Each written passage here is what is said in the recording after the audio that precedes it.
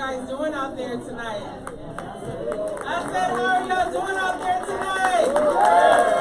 Welcome to Asada Speaks, our MLK special edition focused on the crisis in public education. My name is Nakima Levy Armstrong, and this is Marquise Armstrong. Wonderful. We can't hear you now. And so we started Asada Speaks, for those who have not been here before, in March of 2018, and we've been going strong ever since, thanks to the support of our community, people who care about racial justice. We've covered so many topics as a part of this show, and we thought, what better way to start off 2020 than to focus on an issue that is near and dear to our hearts, the hearts of our children, and the hearts of our community, and that is the issue of education. Right? Am I right about it?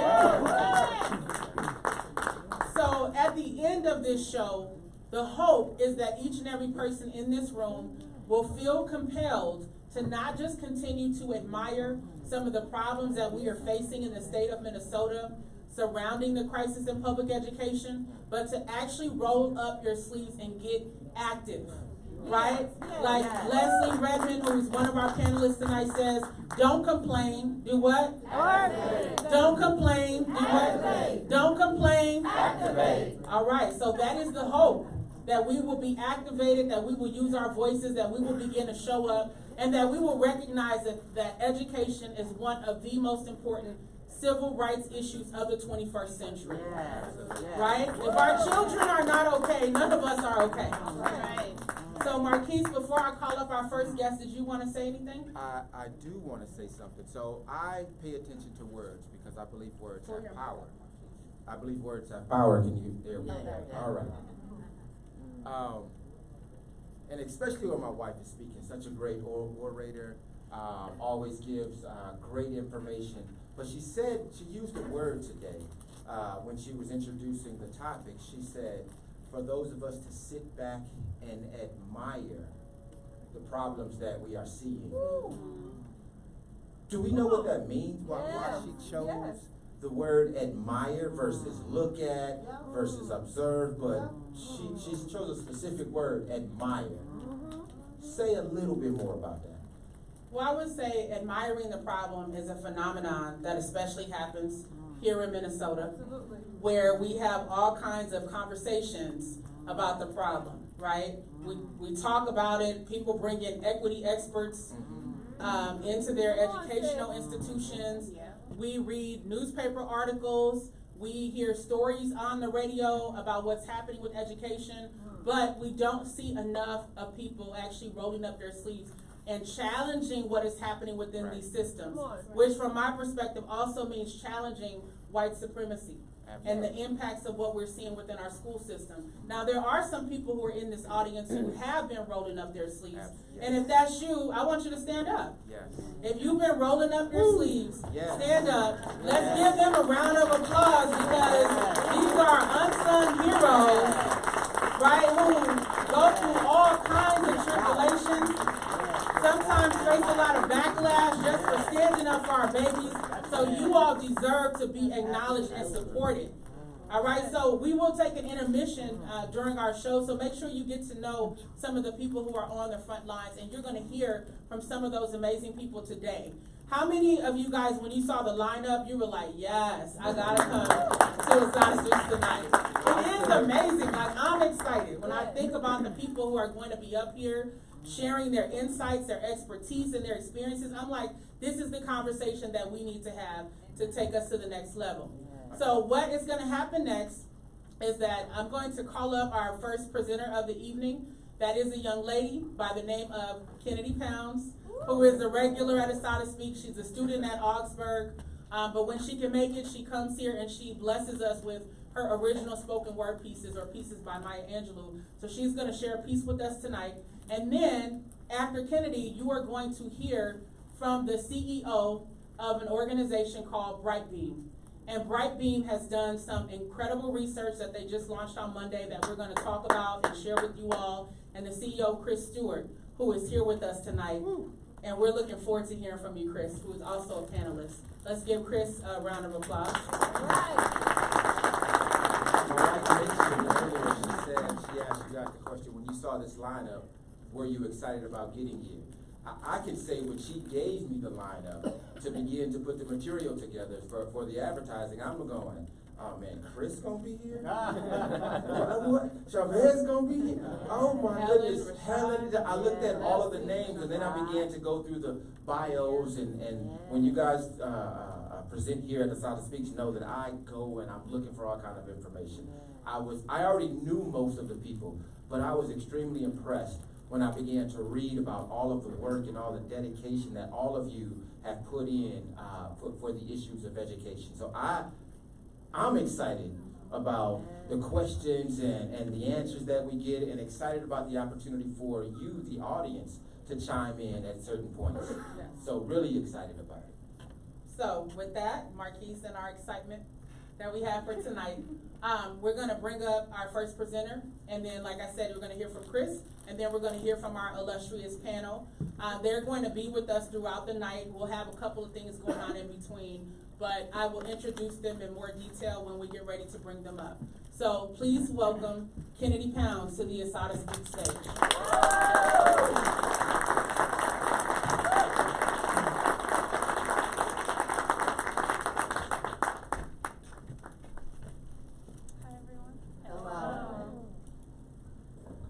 I just wrote this poem today, so bear with me. And it's untitled. On the first day of school, a little black boy is excited to see his friends again and start middle school. He is already running a few minutes late because he had to watch his little brother until his mom came home from work. But when he gets to school, he is greeted by several school resource officers who will check his bags for weapons and other illegal substances while he has to walk through a metal detector. Before he can even enter the school doors, he is stopped in the hallway by a white teacher and given a tardy slip for unexcused tardiness because babysitting does not count as a legitimate excuse. The tardy slip equals detention, which will be his first of many, too many, and he is in in-school suspension. Slowly but surely, this young boy will begin to dislike school because he is made to feel like a criminal. And every day, he is reminded of the skin he is in. But education is the key, right? I mean, that's what we're taught. If we want to get a good job and follow our dreams and be successful, then we have to stay in school, right? Minnesota schools are ranked worst in the nation for children of color, which makes it hard to receive an adequate education. With all the money that is spent to fund education, there is no reason why students of color are learning more about the history of their white counterparts than their own. Come on. With hardly any black teachers, it is difficult for black children to feel a connection to their education and to develop an identity that is reflective of their culture. At some point, the status quo has to change. Imagine an education system that really is the key to being successful. Imagine black students learning about Malcolm X, Maya Angelou, and W.E.B. Du Bois and feeling inspired to take hold of their future and feel passionate about learning. Imagine a country where third grade reading scores are not used to determine the amount of prison cells needed. Come on. Imagine having a school system where black children are encouraged to learn and have dreams bigger than they ever imagined. Imagine a world where Dr. King's dream finally came true, and the disparities within the school system no longer existed. Thank you.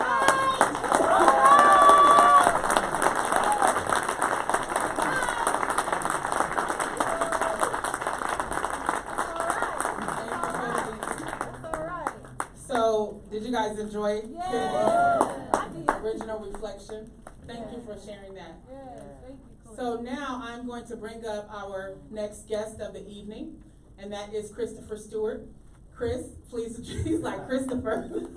Chris, please join me on stage. Please have a seat here on the couch in the hot seat. Wow. Just like that.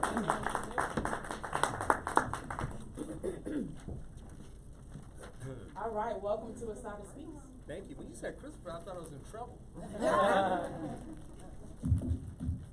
Can y'all hear me? Yes. All right. I'm going to sing for y'all now, right? Yes.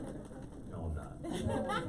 So I'm gonna, if it's okay with you, I'll just briefly read your bio to introduce you, and then I have some questions that I want to run through with you. So Chris Stewart is the Chief Executive Officer of Brightbeam, a nonprofit network of education activists demanding a better education and a brighter future for every child. He's a lifelong activist and 20-year supporter of nonprofit and education-related causes. In the past, Chris has served as the Director of Outreach and External Affairs for Education Post, the Executive Director of the African American Leadership Forum, and an elected member of the Minneapolis Public School Boards of Education, where he was radicalized by witnessing the many systemic inequities that hold our children back.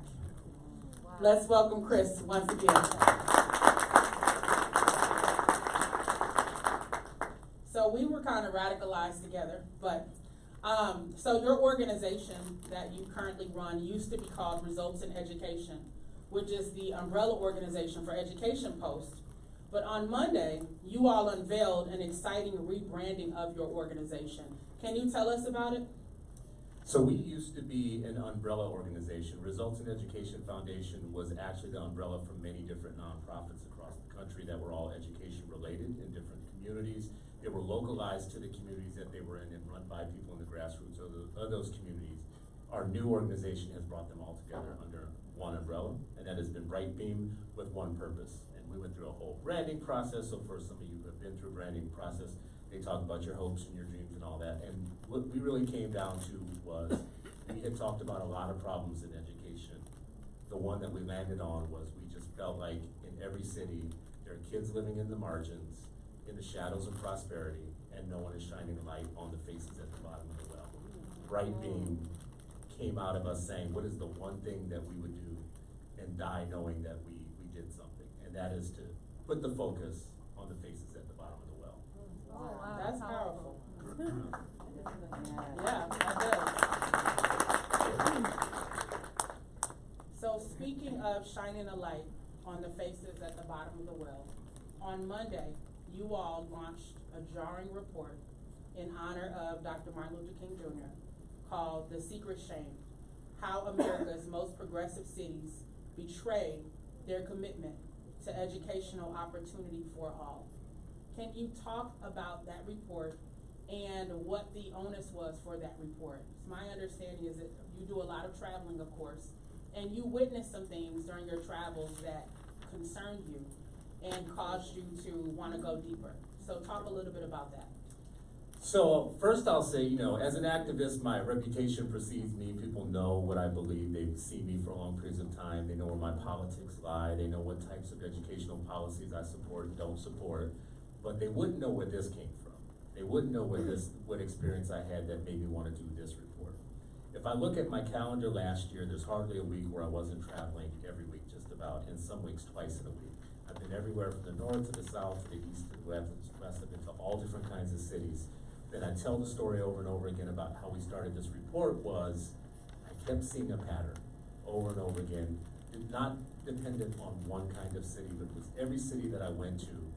I was watching booming economies, condos going up, explosion of businesses, people bragging about world-class cities, this new lifestyle emerging, the Seattle lifestyle, the San Francisco lifestyle, the Portland lifestyle, the Austin lifestyle, characterized by everything you might think of. Expensive food, expensive housing, things that, it hit me that at one point in San Francisco, they said that $170,000 was low income in San Francisco, right? Wow. Right, $170,000 a year. Here's what tripped me out about that though was I saw a story about San Francisco that said that they had the worst performance with black students in the entire state of California, even though it's the wealthiest county, not just in California, but damn near on earth, right? And I couldn't get my mind around how you could be so wealthy, so progressive, so booming, and you still have kids that you're leaving behind. It was Seattle, it was Portland, it was Austin, it was Boston, Baltimore. You just kept going down the line, progressive city after another. I started in Minneapolis, and as long as I was in Minneapolis, I just felt like we had a problem. I came to find out that we have a national problem. And when we looked at it, we looked at 50 cities. We looked at the top 12 progressive and the top 12 conservative cities based on a study that was done by MIT. The gap between black and white outcomes and Latino and white outcomes is larger in the progressive cities than it is in the conservative cities. And that kind of blew me away. Like it was definitely a question, how could that be? These cities are rich. They have the most number of women in the workforce. They've got the best lakes and bike lanes and yoga and all that stuff, right? They're progressive, open-minded, broad-minded. They got all the right leadership. Their mayors are happy, telegenic, smart, good-looking, white teeth, all of it, right? Right? Everything you want to be. And the one shame that they had in common was that they can't teach kids of color with everything else that's going on with them. And it's not just one place. It's many places. So can you tell us about some of the key findings of the report? Yeah, so I mean, this is interesting for Minneapolis. Minneapolis had, our researchers looked at a lot of different cities. I expected Minneapolis to be middling, but they were blown away by the graduation gap between Latino and white students, for instance, and they had to run it 2 or 3 times because they just didn't believe what they were seeing. They came back to me a couple times. I didn't know what the data was, so I was kind of ignorant to what it was. Minneapolis, out of 24 cities, turned out to be like number 3 worst when it came to black-white gaps and black-Latino gaps. From my understanding, your study found that there's a 53-point gap between black students and white students when it comes to reading and math proficiency levels. 53 points. How is that possible in a place like this? You know what's so crazy about this too is, I've heard in Minnesota for a very long time this thing about, at least we're not Mississippi, right? I've heard that so many times since I've lived here, like, at least we ain't like one of them southern places. What's funny about that is, in the last 3 years, Mississippi has made the most reading gains of any state in the country with kids of color, right? So while we're up here feeling real good about ourselves and we got that Yankee fever happening and everything up here, let's not get too high on our own supply. Because we are doing really well in a lot of things. Y'all do have some awesome bike lanes in this city. I love them. Got some nice lakes, got sailboats in the summer. I mean, you got all kinds of really good stuff, but your kids can't read. Right? And what you are doing is, you are interrupting not the school to prison pipeline, you're just taking out the 2. You're just making schools starter prisons. When they are like illiteracy factories, you know what you are producing, right? And it's unconscionable. If I was mayor of any of these cities, I could not go to sleep at night feeling good about myself, knowing that in my jurisdiction, there were children that were living in a world-class city and having third world outcomes. Come on, say that again. That actually would not work for me as a mayor. What I see in all these cities, though, is mayors get to wipe their hands clean of the schools. So do city council people. You can run for office in any of these cities and never encounter a tough education question, which to me is amazing, right? You can run for president in the United States and never encounter anymore a tough education question. I think it's time for communities that care, communities that love, right, children and love their people, to stop that cold. There should never be anybody else who runs for office in this city who does not face a tough question about the schools. Now, speaking of what is happening here and in other progressive cities, you saw a very strange dichotomy in terms of what's happening in conservative cities. Because we know that a lot of times we tend to think that conservatives, I don't know if I'm waiting for it. I'm like, okay. You already know what I'm thinking. What you gonna do with this I'm one? trying to be politically correct. But people How's that working out for you? It's not working out. You guys can tell. You can't see, but I'm blushing right now. But when it comes to conservatives, we have our preconceived notions, right, about conservatives, their values, their belief systems, how they feel about black people, people of color, people who are here from other countries.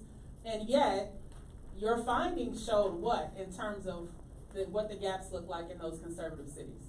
Yeah, I mean, this is going to blow people's minds. It kind of blew our minds a little bit. They were better in the conservative cities. They had closed the gap in some of the cities, or I would And have to three of the three cities. cities, yeah, that struggle with, to know exactly which ones they were, but they had gotten small, and I just wanna be clear, they can't all, celebrate either. I don't want them popping the cork on the champagne either, it's not like they're knocking it out of the park, but they're doing better than the progressive cities by far, which is kind of a jarring thing to think through.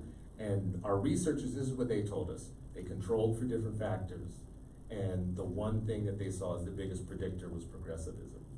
Wow. So in You gotta get looking- your mind around that, right? Yes, so like Yeah. poverty, for example, because we hear that a lot as They looked being at poverty. one of the reasons. Yeah.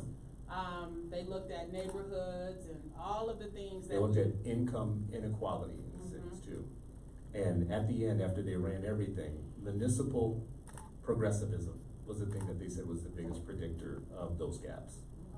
How many people are surprised by that? I don't know what it means. Municipal progressivism? Meaning municipal government in those, and that's how MIT decided what was a progressive or a conservative city. They looked at the municipal governments of those cities and the voters of those cities. Okay. Like And Minneapolis being Minneapolis, yeah. largely Democratic for Okay. years, decades. Yeah. And we have a Democratic mayor, Yes. and I think all of our city council members are Democrats as well. And I all the think you school got board. one, you got one All Green the Party, school I board think, member, members, yeah. and so you would think, according to, I guess, conventional wisdom, or at least the lies we've been fed, that because they're Democrats, because they're progressive, because they care about equality, that we're going to have better outcomes and narrower gaps in terms of proficiency rates between white students and students of color. But according to the research that Brightbeam and their researchers have conducted, the gaps are actually larger in those progressive cities. So we have a problem. Huge. And it begs the question of what is going on in the mindsets of progressive communities that they can be comfortable with what is going on without actually living up to their progressive values. So this report is asking those progressive cities and those lawmakers to step up to the plate and identify real solutions. What has been the response from around the nation with this research? Oh no, I feel like with progressives, it's like the 5 stages of grief. So, I don't know what stage this is in right now, but they're still in the stage of like, you know, did you run it this way? Did you run it that way? Testing the data, maybe your instrument is wrong, maybe your rulers are wrong, maybe you don't know how to count, maybe something's wrong, you know. Maybe you should have used letters instead of numbers, you know. It's the stage where you don't wanna believe it, so you try to explain it away. Maybe the kids are all poor. You know, maybe they're poorer, or maybe the white kids are doing better in those cities. So right now, we're still in that stage where people just don't wanna take credit or responsibility for the problem. The whole point of the report is to say, no one gets a free ride anymore in politics. If you're going to lead world-class cities, you're on the hook. And we didn't make any recommendations about what policies to do. All we said was, you have to be on the hook, and the community has to hold you to account. Many of these cities don't even have a plan for improving what they're doing, right? Don't even have a plan yet, right?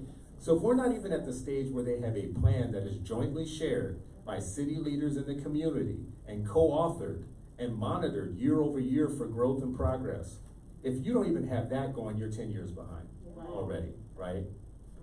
The only people that have a chance in your system are the kindergartners, the 8th graders or whatnot. You're still kind of just letting generations die. And that's So, if you change the system for the kindergartners. But right now, they're being fed into the same system, so we're seeing the same outcomes. see the same outcomes, and we, you know, not to beat up on schools either, though, you know, I wanna be very clear, we're talking about whole municipal governments that need to be, on the hook for the children in their cities. It is not just the schools. Right. Right? The superintendent in any of these cities can't just be an island where the city council and the mayor are over here making, you know, business deals and, you know, giving away land and building every, you know, kind of business and whatnot, and the schools are sitting over here by themselves without anybody marshaling all the city's resources. This is a city that brags about the number of theater seats it has per capita, but there ain't a damn good, theater program in the damn city for the poorest of the kids in this city, right? There are like kids in this, you got a major university in this city, in the same city, with kids who live 12 blocks from it who will never see the inside of it, right? So when I talk about the kids at the margins, the faces at the bottom of the well, they're not stupid. They can see over the fence, the prosperity that is going on in their city. And I can tell you for a fact they will never live the Minneapolis lifestyle, the Seattle lifestyle, the lifestyle of the city that they live in. They are the dispossessed, right? They are the wretched of the earth. It is the purpose of every community to change that right now, right? You can't be a moral community, right? You can't be a moral leader and have these type of immoral, solvable, fixable gaps in your rich ass city. Right? You just can't do it. Preach it. So how can people access this report? So you can go to brightbeamnetwork.org with the /cities, and that'll take you right to the report. We're happy to field any questions, any thoughts. We can make copies for folks. What we really want to happen is for community-based folks to actually put the heat on their city leadership, that the schools won't stand alone to solve this problem. Like, everybody has to be involved, and they have to have a plan. That's the bottom line. Who's gonna access the report? Take a look at the information. I wanna see more hands. Are you guys? Okay. I'm gonna track y'all. I'm gonna remember all your faces. Let's give Chris Stewart, brightbeam.org.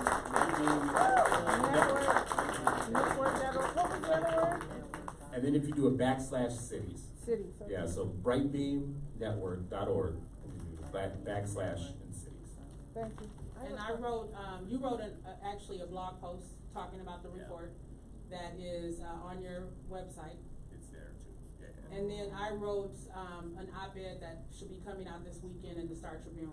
Also trying to elevate the conversation. Yes, you have a quick question. Is there something that the community or educators or other education abolitionists can do to support this work, to get this work out widespread, more attention to it? What can the community do to support this work and get more light shine, to the children at the bottom of the well? It's a great question. At the end of the report, there's 3 recommendations for leaders, and there's 3 recommendations for community members, and that just involves getting the word out, putting people on the hook, and getting appointments, making people put stuff in stone.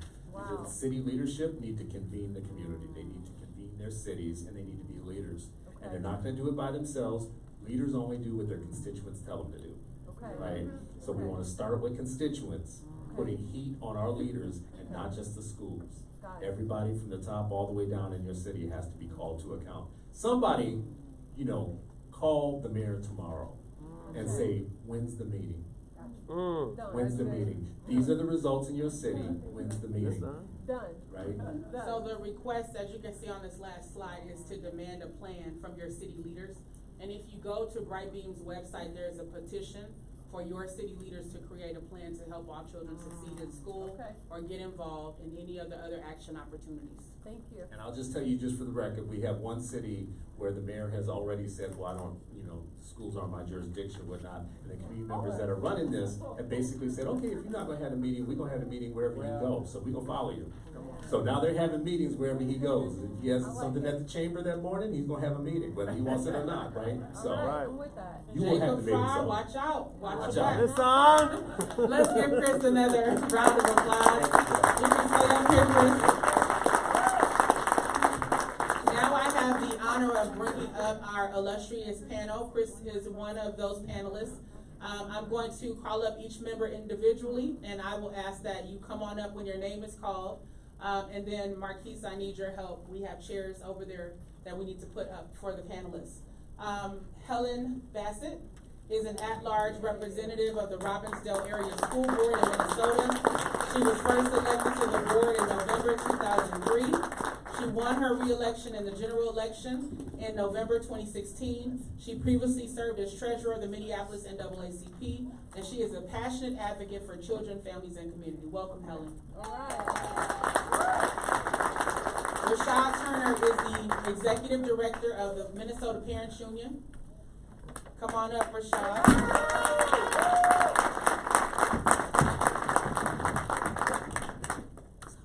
Dr. Dr. Charvez Russell is the Executive Director of Friendship Academy for the Arts.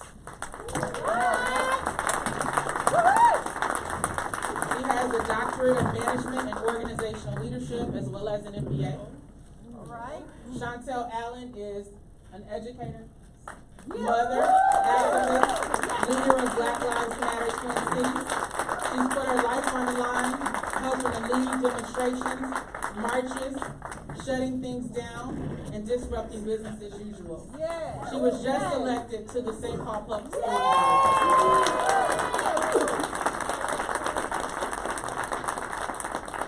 Titilayo Bediako is the founder and creator of We Win Institute. Since gaining her master's degree and retiring from teaching in public schools, she has put all of her time and energy into creating change for the youth of tomorrow. Come on. Thank you. Leslie Redmond is a community leader, a Lydio, and president of the Minneapolis NAACP. She is an advocate driven by her ancestors, comes from a strong line of Black women. She graduated this year with both her MBA and her Juris Doctor degree. Come on.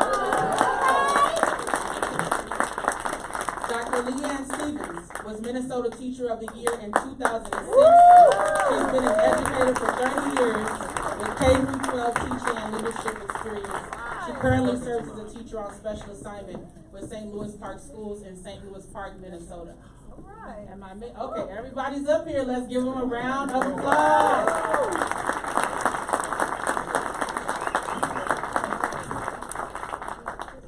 All right, are you guys as comfortable as you can be?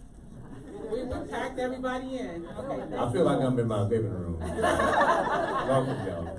thank you for your help, Marquise. You're welcome. So, I have some questions that I'm going to pose to the panel, and then for part of the time, excuse me, we're going to actually allow you all to ask a couple questions as well as things unfold.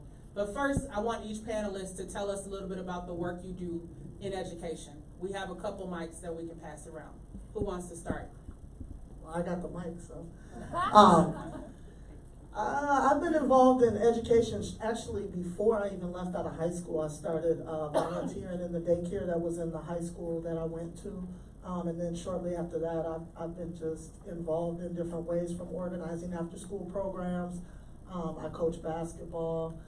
My main profession is youth advocacy, but my title was education assistant, so I was a paraprofessional.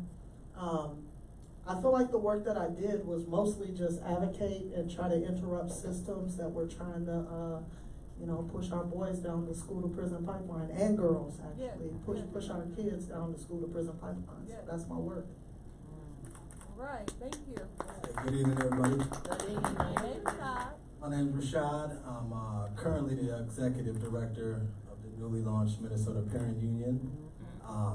But way back in the day, I sort of started my journey on the other side of this thing as a child who was the child of a father who was killed. Mom who kind of got caught up in the streets. My brother and I, we were blessed to have my grandmother. So I think that my journey in this education justice movement has been long. I've been on the inside of the K-12 system, been in higher education, and it's all garbage. Come on. I think a lot of us were lucky to make it out of that. And that drives our passion. So I'm glad to be here tonight with all of these esteemed panelists. I can go next. I have a mic too. Hey Rashad, I haven't seen you in a while. Grace and peace, everyone. Again, my name is Leslie Redmond, and similar to Rashad, my journey started as an inner city student. I'm actually from the inner city of Washington, D.C., born and raised. I was in public schools. If you look on throwback news articles, I was actually protesting Michelle Reed. Many of you may remember her. She was on Oprah and all these great magazines talking about how she was just helping the poor inner city kids in D.C., and she was doing the exact opposite, right? She did a reduction in force. It got a lot of those black teachers that they couldn't get rid of any other way. They got rid of them through the reduction in force. And so as a student, we were taking back our power and protesting and bringing awareness to it. Then my education journey continued. I'm a first generation college graduate. I had the honor of being a student of Nikema Levy Armstrong, and that was a blessing. When she became president for the Minneapolis NAACP, I came on board assistant, and it was great because she asked me to be the education chair, which I was very humble. I definitely felt like it was an honor I didn't deserve, but one of the things I know how to do is gravitate towards the right people, and so I was pulling in teachers, pulling in parents, pulling in elders, pulling in young people, right? All of the people that were most impacted and who knew the solutions and who knew the problem, right? And so I was kind of more so just acting in a leadership role, convening them, putting together town halls. This was right before Superintendent Graff came in, right? And we were making sure that the community actually had a stake in it.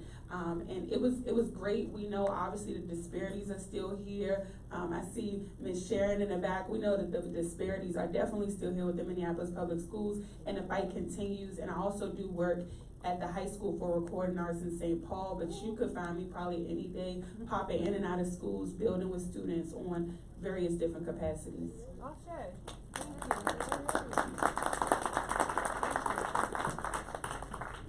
I'm Titilayo Bediako, founder and executive director of We Win Institute, and I was a teacher in the Minneapolis Public Schools and have a son and daughter that went through the Minneapolis Public Schools. And getting my son through the Minneapolis Public Schools was a full-time job.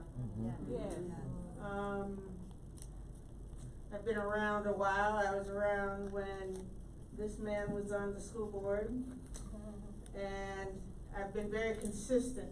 The reason I left, because it was real clear, the system has never been designed to teach our children. Come on. So if we're under illusion somehow that that's going to happen, it won't. And it won't happen until we change it. I left the school system, I left the classroom to demonstrate what needed to happen to educate our children. And I was under this illusion that the district really wanted to know how to educate our children. As a matter of fact, they would have us in places until we made successes, and then they got rid of us. So We Win is almost 25 years old.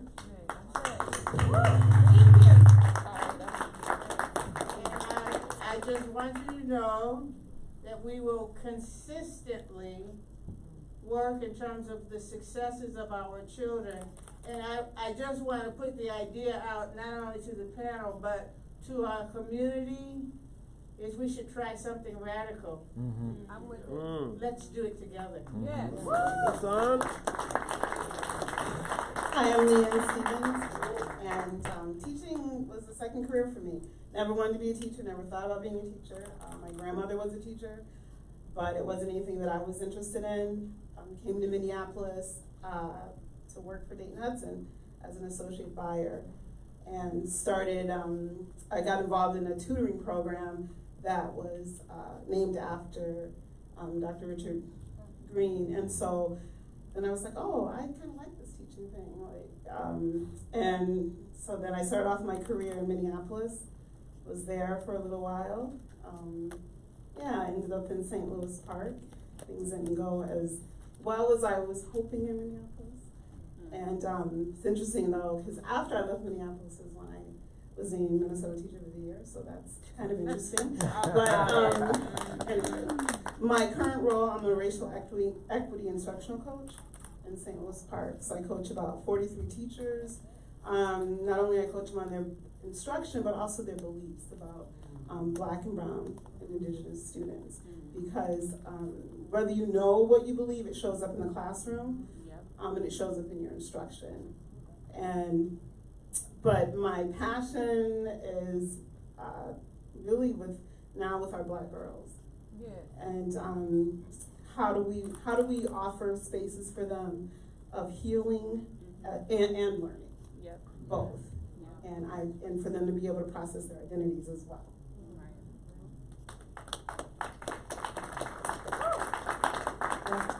I'm Helen Bassett, and as I sit here and thought about it, the question I think is, what what is our work, or when do we start our work in education? And I think I started my work when I realized, and maybe it was in middle school or something, but really lately, because I actually have ridden the crest of Brown versus Board of Education, quite frankly.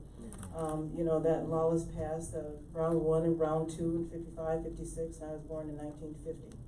You know, and so as a result of that, you know, I've been on a long journey, and it's only the arc that I now realize that I have the full breadth of what that has meant.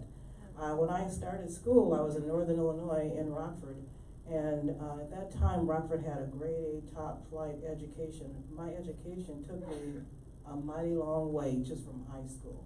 But really, when I really began to understand the depth of the, you know, kind of the barriers in terms of education is when I went to college. Well, the first one of my family who was going to go to college, and I went to Texas, of all places. And as a young black woman who had been raised in Northern Illinois, gone to integrated schools all my life, and I know when we would go on road trips to my parents' houses, to the 2 farms in Mississippi, they would take us to the farm, and we loved it, but we didn't go to town because we weren't raised to say yes ma'am, no ma'am, and our elders knew it, so they didn't take us. So we were protected for many years.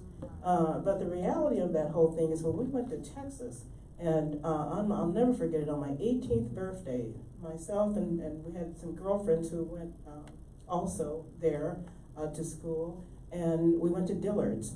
And one of the girls took something, and so when the people gathered us up, of course, you know, I've always talked a lot, and so I'm like, I know our rights, I know what we can do, I know our, I went to that speech, okay? And so, you know how far I got with that. You know, so they promptly took us to jail. And then the school kicked us out, Texas Southern University, because if you stay out all night long, you get kicked out. And so that was interrupted. And the next time so I've been on a journey related to education for a long time, and what really kickstarted me is when my stepson was murdered. And we got involved in violence prevention at that time, and I was working to try to get my daughter you know, kind of stabilized because she was really traumatized by it. And so I got involved in our local schools, and as a result of that, the rest is history, kind of got involved in schools, and that took over. But I could say more about that, but I'm going to pass the mic. But you know what? All of this stuff is integrated. And so the journey I've been on has allowed me to integrate all the places I've been, including working in the Minneapolis Police Department as a juvenile diversion specialist and chasing kids. You know, so I mean, and a dispatcher. I've done it all. Thank you.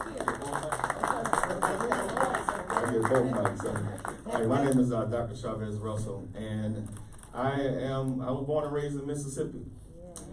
So I come from a line of educators. My dad, one of my biggest influences, longtime teacher, administrator. I have an uncle that just retired from superintendent of schools down there, retired principals and teachers in my family. So naturally, I tried to run away from it. But it ended up pulling me back in, that passion, and what it means not only to me following my passion, but what it means to the community overall. And watching my dad, listening to my dad tell me stories about how our family was one of the first families to integrate in our community, and all the things that they went through. And the story, one of my favorite stories he tells me of is how one of his teachers saw he was writing on his arm, "Say it loud, I'm black and I'm proud." And that teacher pulled him out and called other staff members and said, "Watch me powder this nigger," you know. Oh, no. And then that same teacher, he graduated, went to college, became the principal, and now he became that teacher's boss. Wow. You know, so that showed me right there was the power of education right there. Then my mom, you know, she decided to go back to school as a parent of, as a mother of 4. And the only program that would accept her was 8 hours away in St. Louis, Missouri. And she did it for 2 years, and we drove back and forth, and she drove and everything, and we asked her why, and she said, power of education. Yeah. So I moved to Minnesota, and I graduated college, and I taught 1 year. in one of the poorest districts in Mississippi, but it was a great experience, and it showed me, I was in a program that was a first-year program designed for kids that was at least 2 years behind. So someone was 15, still in the 5th grade, that they were trying to accelerate through high school, and that taught me the power of education. And then I moved to Minnesota after that, and then I taught 4 years in the Minneapolis Public Schools. Got frustrated with the system, left, and went to corporate America for about 8.5 years, but I always gravitated towards educating people and training and things like that. So back in 2014, Friendship Academy, who I was been involved in ever since. This is our 20th year going into next year. And yeah, I mean, that's one of the longest standing charter schools in the state. So I started getting involved. It was, Friendship Academy is associated with Greater Friendship Church. My dad's a pastor of Greater Friendship, so I started volunteering. My wife and I, we adopted 4 kids in 2006, and in 2007, I became a parent at Friendship Academy. And then in 2014, a teacher position opened up, so I became a teacher at Friendship Academy, and now this is my 5th year being the executive director. And I say we're very proud to be a 2016 Blue Ribbon School. Thank you. And now we have secured a second site to where we can fully expand into a K-8 school. So help us spread the word about all the great things that's going on in the friendship. So thank you. I believe everyone got a chance to go. So I want to move into the next question, and you can decide with the questions that are thrown out whether you want to answer them or not, or we'll move on to the next question. But the question I want you all to answer is there a crisis in public education, specifically in Minnesota? Not everybody believes there is, but this is what happens when you get a panel of accomplished African-American people. They're going to speak the truth. So go for it. Amen. So let me start off.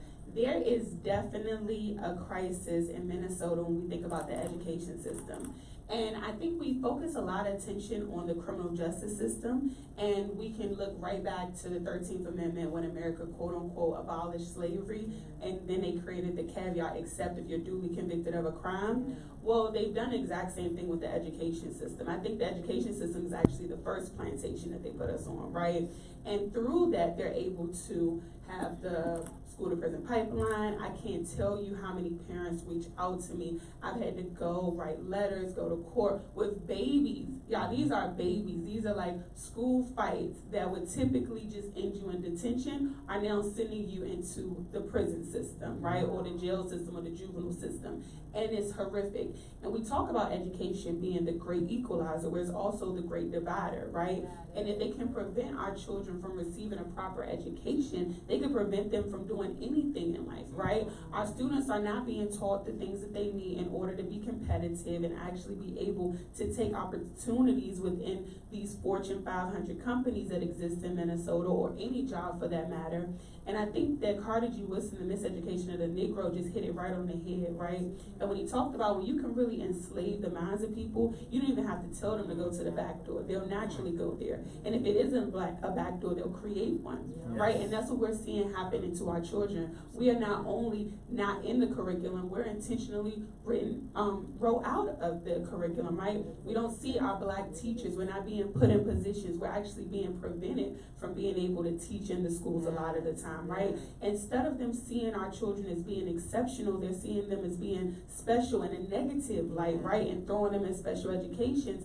And I mean, I could go on and on and on about the disparities that exist. And when we have parents like Ms. Sharon and we have community members go and advocate, we're completely disregarded, disrespected. There's a huge crisis going on. And I think beyond the crisis, we have the solutions, right? But they don't want to implement the solutions. I didn't mention earlier, I used to work at NICCAT, the Network for the Development of Children of African Descent. They have the answers right there, right? They're able to elevate not only the children, but they're elevating the parents through parent power. And so I really really want us to take some action, some revolutionary action. I have a couple ideas, and I do think it's time that we have a meeting and we really build and talk about how we're going to change and really address this crisis in the way that it deserves.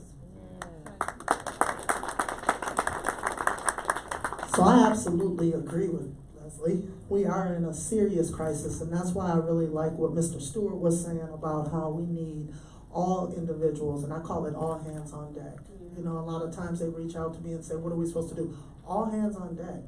Everybody needs to step up to this situation because it's happening inside of our buildings, it's happening outside of our buildings, it's happening in the workforces. The kids aren't retaining the jobs that they are happen to get because of a lot of the situations that they're not being taught in school. And so we have to really look at and opportunities.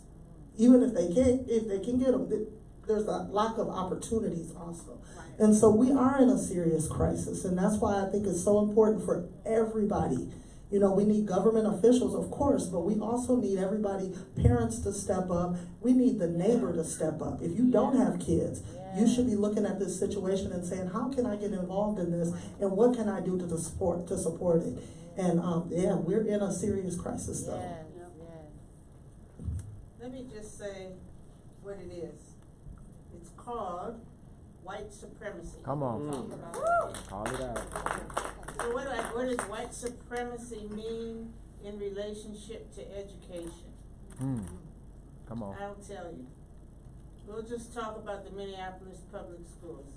The Minneapolis Public Schools, 35% of the students are white. 35% of the students are black. White students are thriving. Yes, they are. Black students, in 5 years, the reading proficiency of black children actually went down almost 20% in the Minneapolis Public Schools. Does that mean that white supremacy is just white folk? White supremacy is anyone that holds that system up. Say that. Right. We asked for something really simple. And as a matter of fact, Leslie's been referring to Miss Sharon, who's back there. Sharon and I went to the superintendent. We asked for something simple. We want our children to learn about one of our heroes, Elder Mahmoud El-Kati. Yes. He grinned at us, he smiled, he said yes, never heard from him again. Went to the community on social media, call him, talk to him, say this is what we want. Has a social worker, has someone call me. We want to meet with you and we want to show you what we're doing. Okay. Minneapolis Public Schools has a new plan coming out. Comprehensive design. Guess what? Nobody. Look at this design. Nobody knows what it is, not even school board members. But here's the new trick. The new trick is they want you to know that they know that they've failed you, colored people. But we've got a new plan. But guess what? The language in the new plan is the same language as it was in the last plan. So wait a minute, just one more little thing. Their last plan was called Accelerator 2020. And so they were going to increase the reading of poor children from 3 to 8%. It started in 2014. When they got to 2019 and they hadn't even reached 3%, guess what they did? They created a new plan. But here's the worst part. We're letting them get away with it. That's white supremacy. How does it change? We need to decide. Come on. That white person that says, smiles, grins, they don't call you back, don't take no action. It's an example of white supremacy. Right? And I can just keep it real and say that Superintendent Graff has done a great job of ignoring the community. Talk about it. Brings community in after the plan is done. It's too late, right? Except for when you got parents that are pissed off, working together to push back on that plan. I want to talk a little bit about disparities, right? Is there a crisis was the question. You have schools in this city right here where 1 out of 4 kids can read at grade level. Saying it a different way, right? 4 out of 5 kids can't read at grade level. Wow. Now you hear public officials, who I call the status quo, talk about poverty and, economic disparities impacting education. I'm not going to tell them that they're absolutely wrong, but I ask the question, if that is truly the answer, status quo, why do poor, homeless white kids outperform black kids? All right, so it's just, when you think about the crisis, there's a lot of things happening. You think about something that's written into our Constitution right now, and Kennedy covered this in her spoken word. It's an adequate education. All right. When I tell my 12-year-old daughter, Shia, to clean her room, that's what I'm asking, that's what I'm expecting. All right. Not adequacy. If you're looking for a solution, something you can get behind, if you've been paying attention recently, there's something that I like to call, or some of us like to call, the Page Amendment. It's a constitutional amendment. Go ahead, that's good, yeah. I mean, we need people like Alan Page, like the Federal Reserve President Neil Kashkari, to step up and put the pressure on the system, right? So the constitutional amendment is something to stay aware of. What that does is guarantee a quality education as our right. Quality. Okay? This would impact all public schools. You will hear the status quo over the next months to come in this legislative session, talking about vouchers. All right? And I really liked how Justice Page responded to this at this one event. He said, and I'm going to say it a little bit different, but if you read the constitutional amendment and your first response is vouchers, I'm going to assume that you graduated from one of those schools that Chris was talking about in the progressive cities. Okay? I'm going to pass the mic.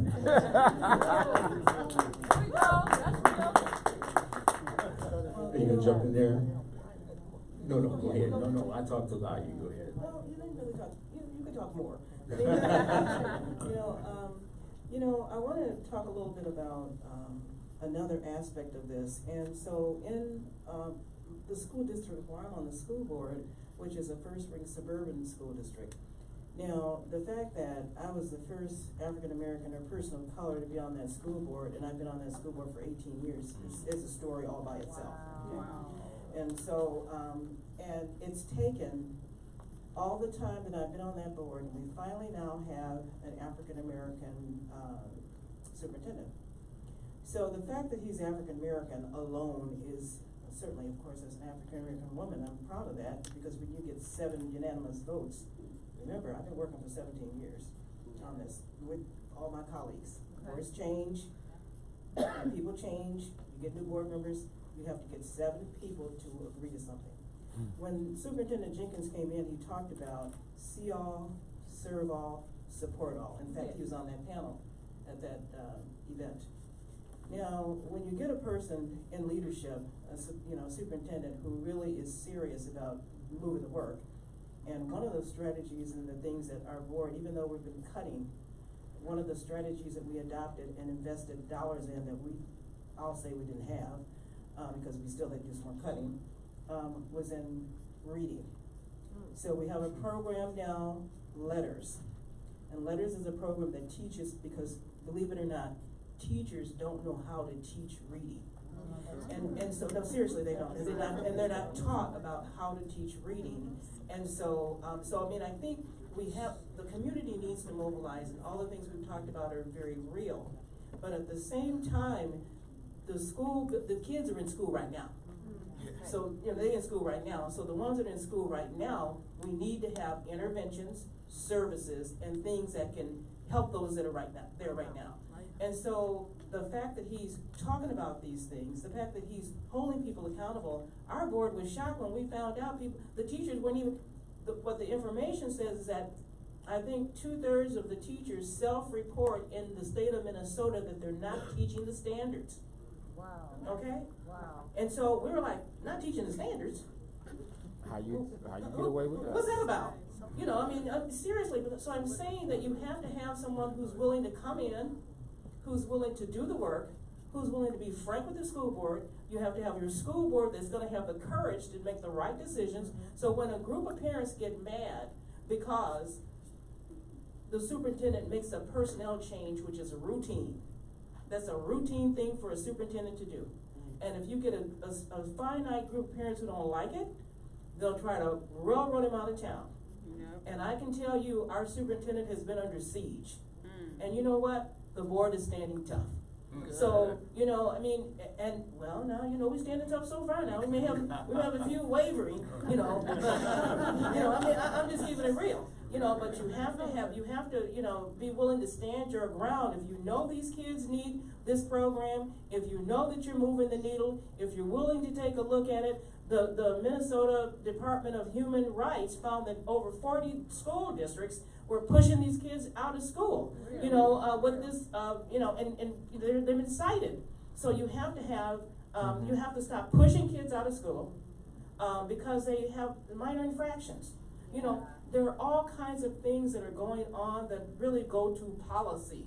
So we need the community people, absolutely, but we also need school board members who are willing to stand up and be counted. And you know, I mean, I can't stress this enough. And so we have our school board members of color that we have started, and it's the rainbow. It's Asian, it's African heritage, it's Asian heritage, it's indigenous heritage, his Latino heritage, and we're coming together to talk about issues that we need to talk about. And to support that school board member, because often they may be the only ones, particularly in the suburbs. You know, now you make the concentrations in Minneapolis and St. Paul, they got a little different, you know, but I'm telling you, in the suburbs, they're on the front lines, and quite often they're all alone. And so they need support to stay in there. They need, you know, to have colleagues that they can talk to, and, you know, and information that's gonna come to them that's gonna help them, because you gotta have policy. You can, you know, we could lay down in the street, but if the people won't pass the policies that are gonna help us, invest the dollars that are gonna help the kids, if they're not willing to do that, then we're gonna have trouble. You know, so we gotta do both and. You know? Woo! So I'll just add something small to build on what Rashad said. Someone who's listening to this is gonna say that white supremacy is too dramatic a term. I just know it's gonna happen. Someone is sitting there thinking it right now, but they're not gonna say it to anybody. Raise your hand if that's you. Yeah, they ain't gonna do it. They ain't gonna do it. But someone's thinking it, you know. If you wanna know, if you wanna see whether or not white supremacy is real, there's a couple things I'd ask you to consider. The first one is just the real truth that we know that if white kids were having the outcomes that black kids are having, we would have redesigned the whole system from top to bottom. And you know that's true, right? You know I'm not lying about that. The second thing is this very simple amendment that is being pushed that just basically gives a civil right to students and to families. Watch who's against it. Watch who comes out against it. Something so simple as giving a civil right, a quality education to, the people who are going to be against it, number one, are the people who already feel like they have that right.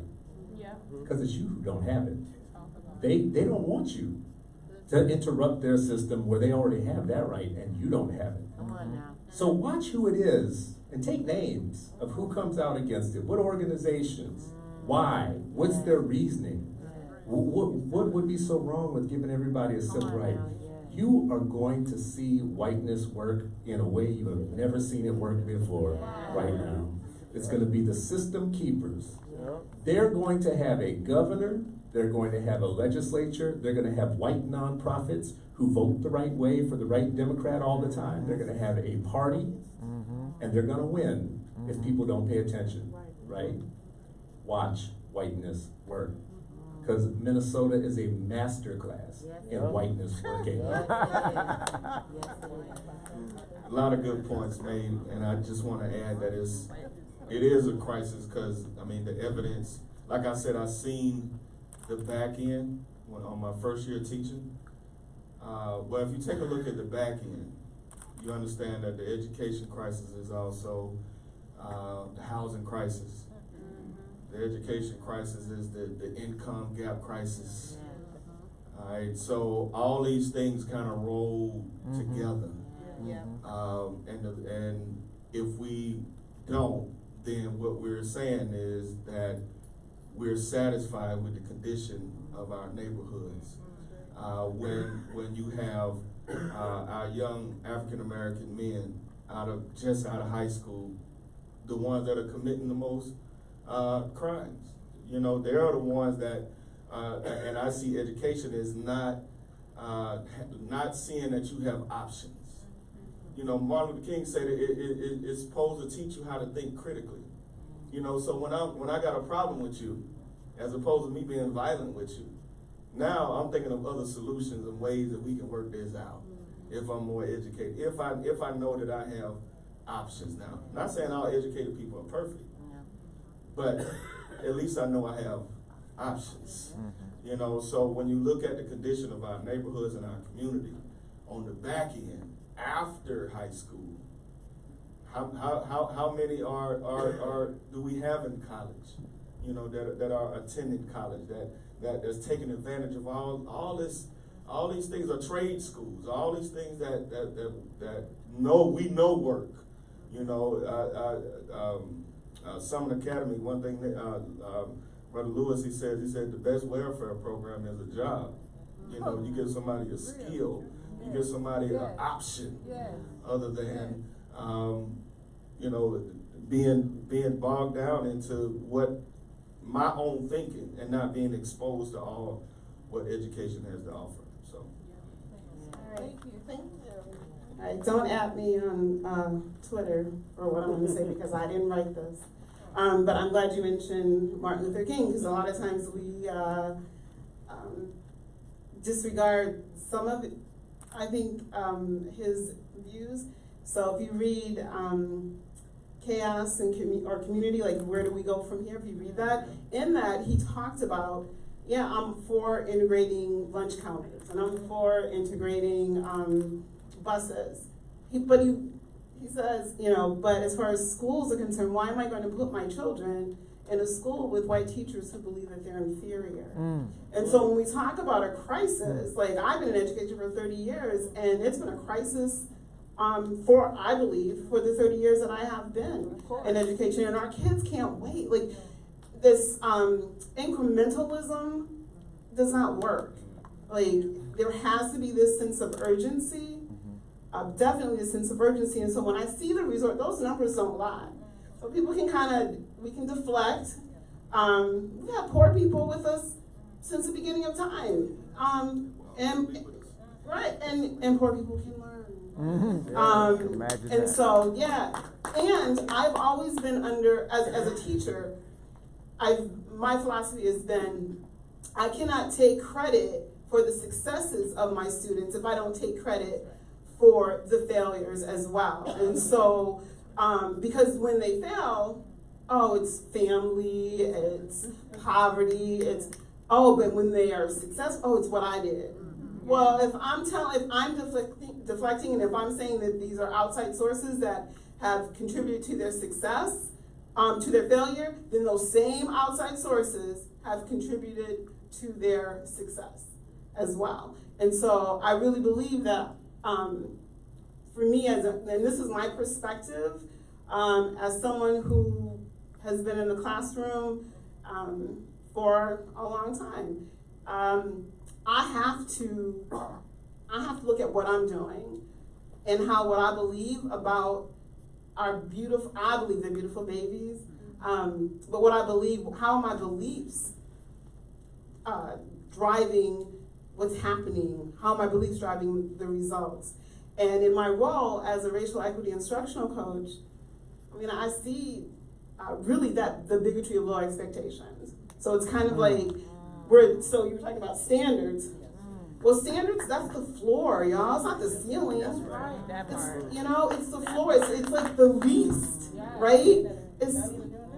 And the other day, this young lady who's a junior in high school, black girl, told me that, so she was in my office, we were having a conversation, and she said, since knowing you, now this is a shame that she's a junior in high school, and this is her revelation. She said, since knowing you, she goes, I know now that I can achieve at high levels. Wow.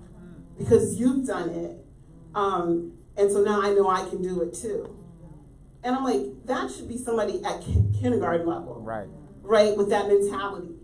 But when we don't believe that students, our black and brown indigenous students, deserve any better, if we believe it's okay for them to get a D-, and you're like, okay, well, you passed, but we would never, ever accept that from white students, even if they're not achieving, because we believe they should, so we're going to teach to that.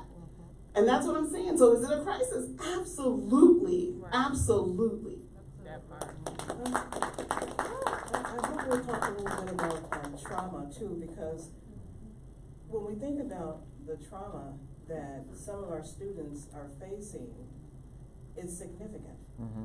Community trauma, because if all around you, everything is so negative, you hear about the things that are happening, and remember, you don't have anywhere to live, you don't have proper food, you don't have proper clothing, your parents don't really have the money that they need to take care of you, and they're in crisis, and then you look out in the community and you see that there's a lot of stress out there from the top, and you hear these messages from the top in the White House all the way down, and you hear these negative messages.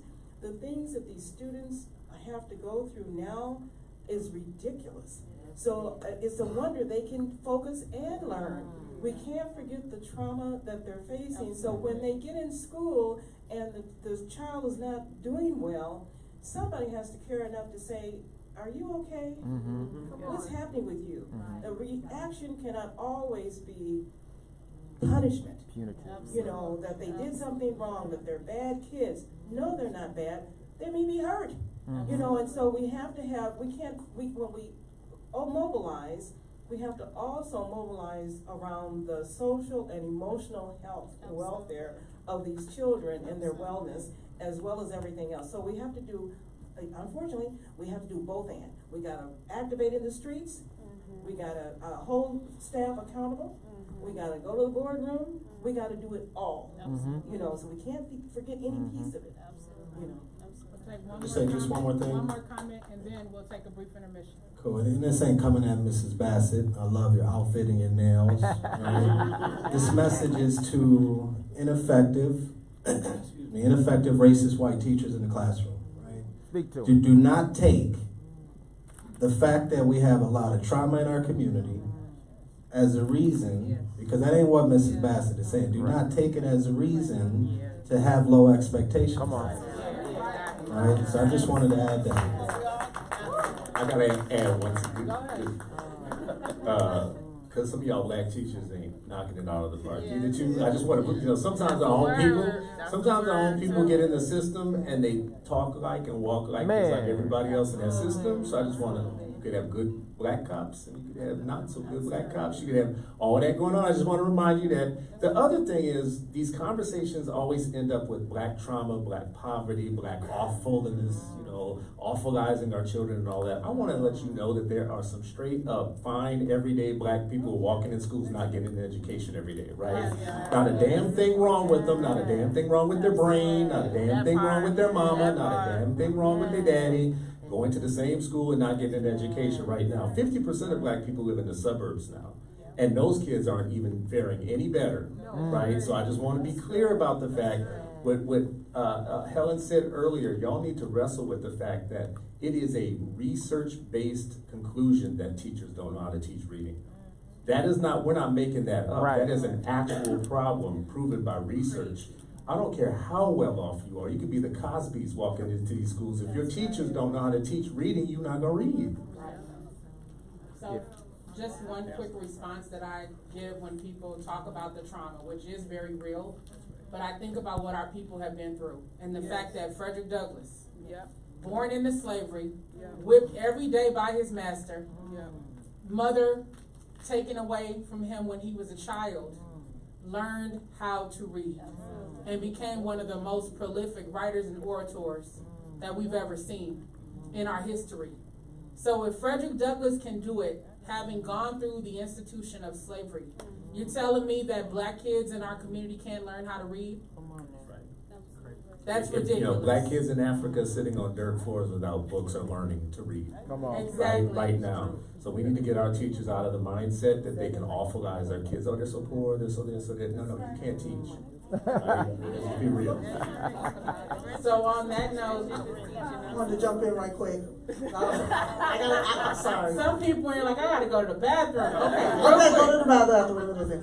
I'm just saying, as a person who was born and raised in the community, born and raised on the block, understand trauma, have been traumatized, understand what trauma does to the brain. It is definitely no excuse for lowering expectations, but we do have to be very clear that we as a people are dealing with some things and we don't have the village that we've had in the past.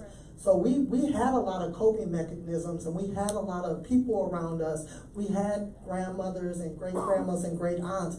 But at this point, because of what has happened to our community, from mass incarceration or the drug epidemics, plural, that have now hit our community, we're lacking in our village around that same type of support system. And it is a responsibility of the school district to educate our kids.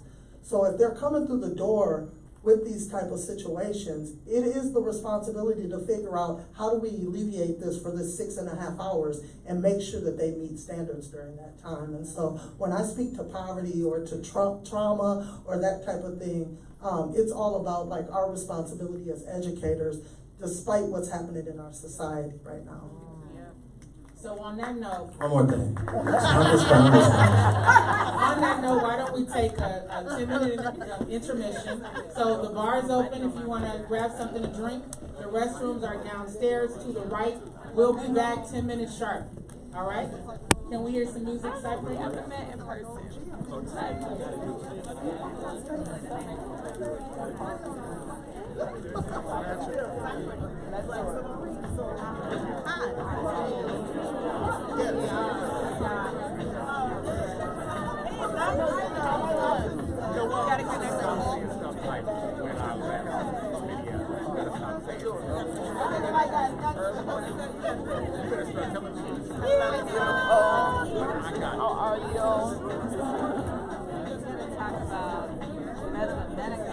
Yeah, I love Redmond. Hey, how are you?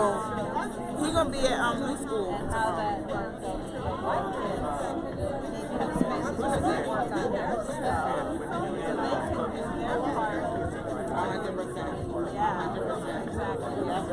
And they be expected as part of our expectation being higher for them for taking on some of this race.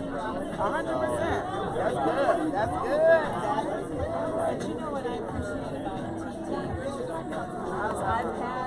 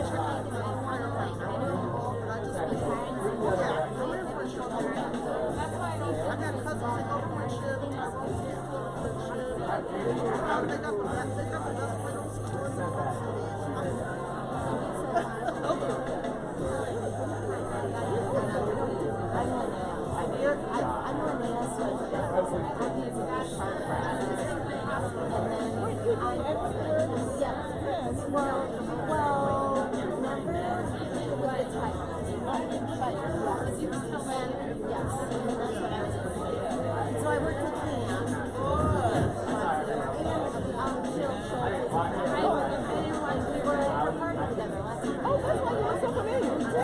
talking last time. So I had reminded, when I saw that you were talking, they're like, I know, and I was just thinking, I'm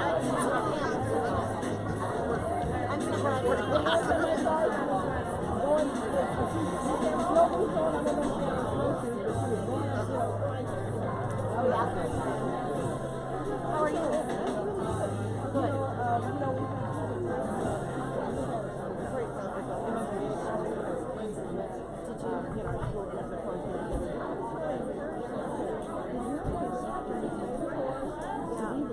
Yes, all those things are important.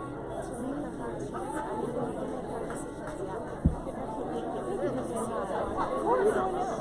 I'm in Richmond, where I was before, So you're now, you don't call the Cole is in our group. She's on your group. Call the Cole. She's Latina. She's Latina. Yes. I saw you after the that makes a lot of sense. And I lost a lot of time. Yeah, my daughter's at Carolina.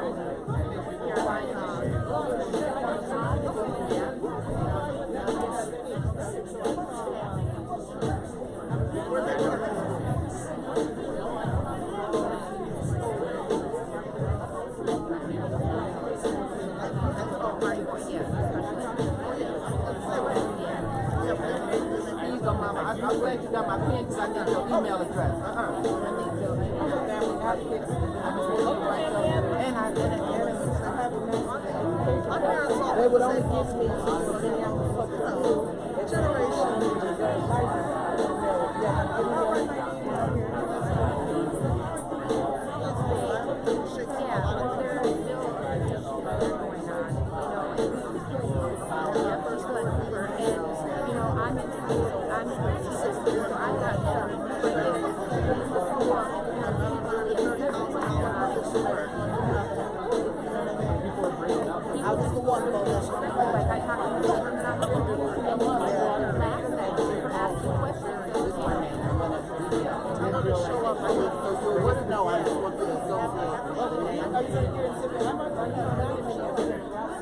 It don't matter. You got the wisdom and the knowledge.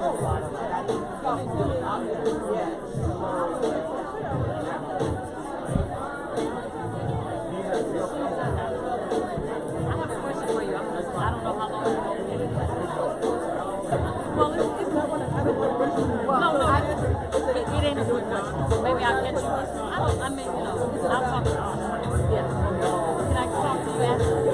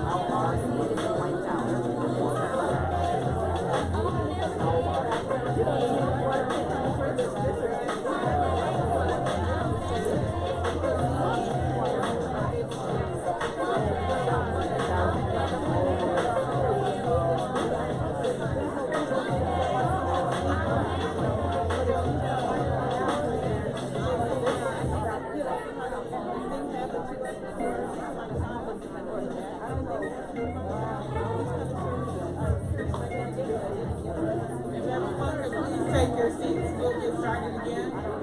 So like, I don't have a rosy, I mean, I don't think that everything's rosy. You know what I'm saying? You know, I look from it in.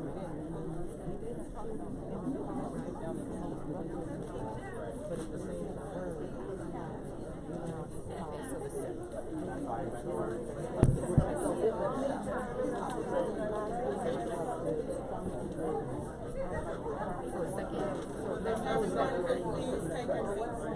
No, not yet. second Monday. Second Monday. And I read it to myself. And I write down the paragraph to let me know that the person will make no mistakes.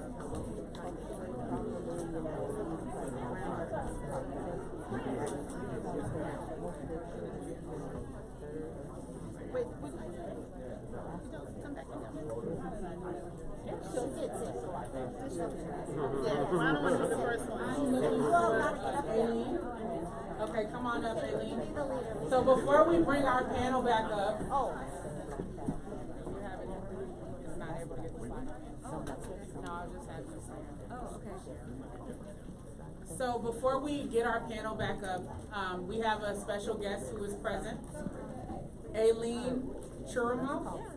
Oh, wow, okay. So Aileen is the Senior Vice President of the Minneapolis Federal Reserve Bank. And you are good in math, right? Just a guess. So earlier you heard Rashad Turner, one of our panelists, talk about the proposed constitutional amendment. It's a hot topic right now, and so I asked Aileen to come and talk to people really briefly about the proposed constitutional amendment so that we all have some general working knowledge of what's going on and what's expected. Great. Well, thank you so much. I'm really excited to be here, and I really feel like it's kind of intimidating to stand on this platform right after that first panel because I feel like people had such powerful things to say. So Justice Page and President Kashkari a couple of weeks ago announced a proposal to amend Minnesota's constitution. Our constitution was written in 1857, so pre-Civil War, and hasn't been amended since then. And Rashad actually, I think, did a really good job kind of explaining that this is really about providing quality education to all Minnesota children as a fundamental right. Yeah. That our current constitution is written in a way that we're supposed to provide an adequate system, a uniform and adequate system of education. In some ways, I've heard some examples of people talking about that's like kind of like a McDonald's franchise where everyone gets a uniform floor of what the system ultimately looks like, and it's not accountable actually for outcomes for children. And so Justice Page and President Kashkari have proposed really to amend that to have something that's focused on outcomes. And it's hard to talk about without seeing the language, but I would encourage you, if you're really interested in it, to check out our website.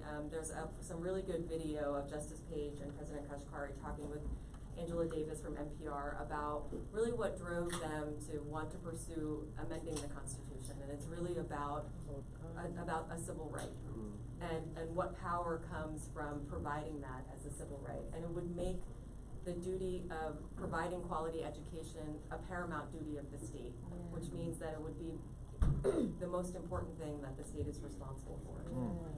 Another key component of the change is it shifts the responsibility from just the legislature being responsible for providing an adequate system of education to being the state responsible. So that is the executive, the legislature, and the judiciary being responsible and being able to hold us accountable for providing quality education to our children. So what's the next step as far as this proposal? So the next step that we've heard, so we've proposed the amendment and we're expecting that somebody will want to author it. It's a relatively short session. Session starts on February 11th, and so we're hoping to have authors in place to be able to propose the amendment and ultimately put it on the ballot in 2020. But it requires the legislature to be able to act in order for it to become a ballot referendum in November. That's right. So there's a fair amount of action that needs to happen in between now and then. So between now and then, what can, if anything, can community we do to support a bill like this? I mean, I think it's really important for people to know that this is important to you as members of the community. And I've always heard from legislators that they they are often kind of pushed to act by their constituents. And knowing what the priorities of their constituents are, I think, is really important. And so from that perspective, if you want to go out and talk to your legislators, that would be a pretty easy thing to do. I mean, it's kind of like calling your mayor, like we were talking about earlier. Okay. Yeah. Thank you. Thank you. Let's give Lena another hand. We can post the language of the amendment on our Asada Speaks page. We were having technical difficulties in the back, so we weren't able to pull it up, but we will put it on our page. So with that, can our wonderful panelists come back up? Let's give them a hand, give them good energy, welcome them.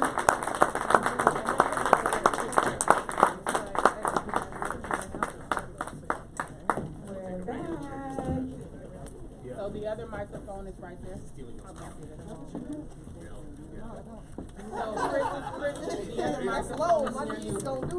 Are you guys enjoying what you're hearing from the panel so far?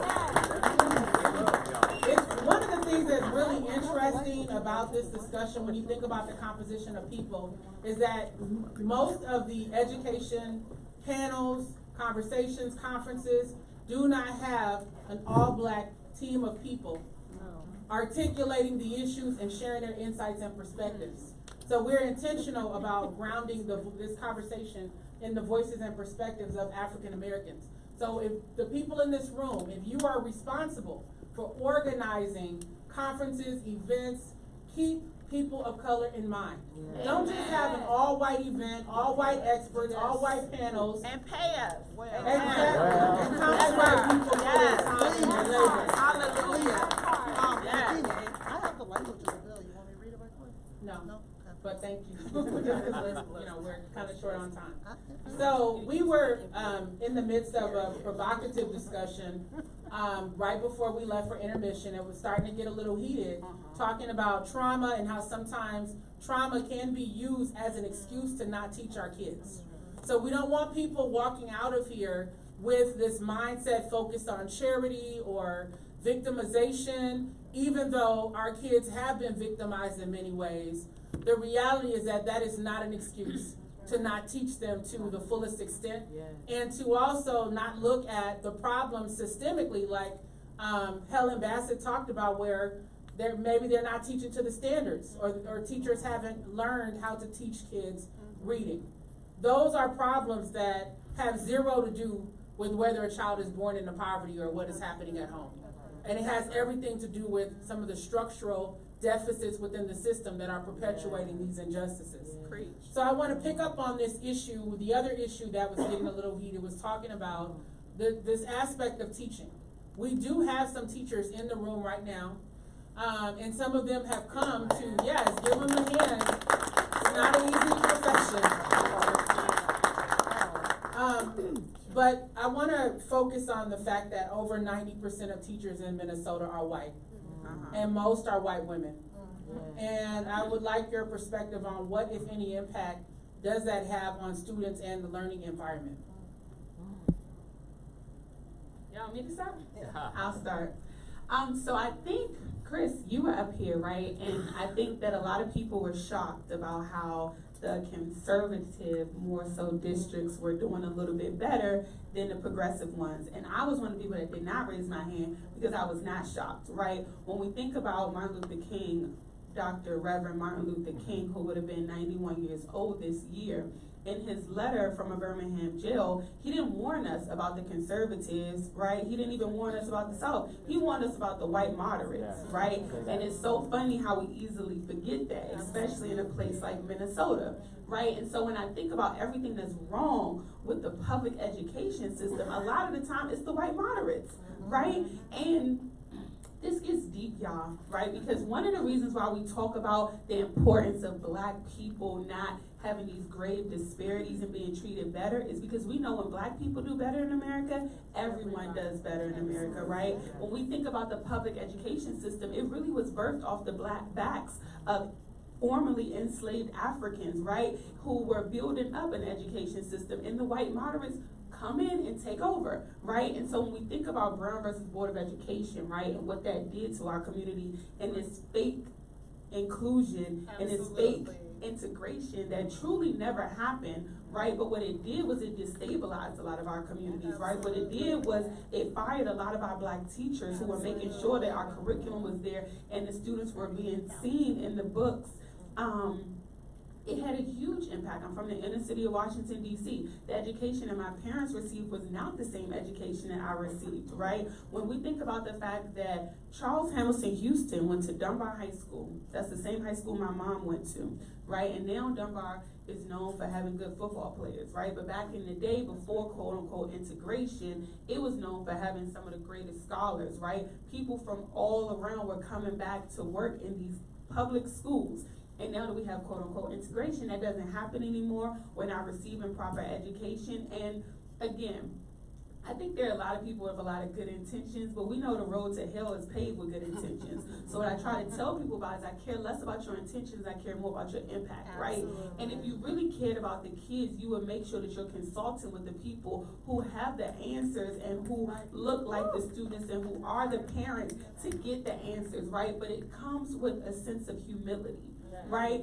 And if our brothers and sisters who are the white moderates had a little bit more humility and understanding that we know what the answers are, if we were able to hire more Black teachers, if we made sure that the curriculum was representative of the community and what we wanted to see, the education system would extremely change. But I will also say that I don't think that we can just depend on people and good wishes and good intent. We're gonna have to take over, right? And so I like to say, don't complain, activate, and that's gonna include everyone, right? Not just Black people. The burden is not ours alone, it's all of us, right? And so I encourage you all to activate in a major way and sometime come and don't be afraid to ask, what should we do? And also give credit to the person who gives the answer, right? And also compensate them. Amen? And I'm done. Wow. Anybody else want to respond? We have to be allowed to be experts on ourselves. Yes. Come on. White teachers are a problem only because they think they know. And they tell us that they know. As a matter of fact, in the classroom, I would have white teachers tell me why Black children were failing. They would tell me, oh, it was because of single family households, it was because of poverty, it was because of drugs, it was because of our trauma. Here's the problem with that. They really believe this, and unfortunately, some of the things that Chris said is true too, that some of us, even in terms of Black folks, actually believe that white children are smarter than our own babies. It's not true, but the messages that are pushed there. But the thing that you need to understand is that what's happening to our children is the same thing that's happening to us. Lawyers. How come so many Black lawyers have to take the bar, except for this one, several times before they pass it? How come in terms of all these tests, Black folks are at the bottom? It's not accidental that this is happening, and the same is going on in terms of our babies. Here's one of the problems with that. When you go into the school, do more than just look from afar. Start looking at some of the work that Black children are doing, that they're accepting. With Black children, here's some of the problems.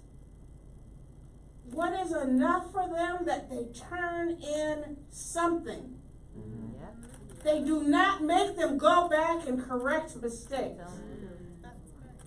And not only do they not make them go back and correct mistakes, but they'll give them a B or an A. Yes, ma'am. And then when a child gets a teacher that really grades them and really holds them accountable, our children become confused and think it's because of racism. So the piece becomes, not only us as parents need to look and see what's going on when we go into the schools, and if your child is behind, That's fine. So if you go in September and your child is behind, they tell you that your child is 2 years behind. Here's the question. What's the plan for your child to be at grade level by the end of the school year? And hold them accountable to that. So, and I just say one more thing in terms of this whole question of teachers not being able to teach reading. The thing that I find funny is they can't teach us how to read, but somehow they manage to teach white children how to read. So I'm saying that if that's to be the case, let's take those teachers from the schools that are teaching white children, let's put them where black children are so they can read. So I want to go to the audience. Are there any questions? Audience members, questions, comments? Don't be shy. Oh, okay. We have one here.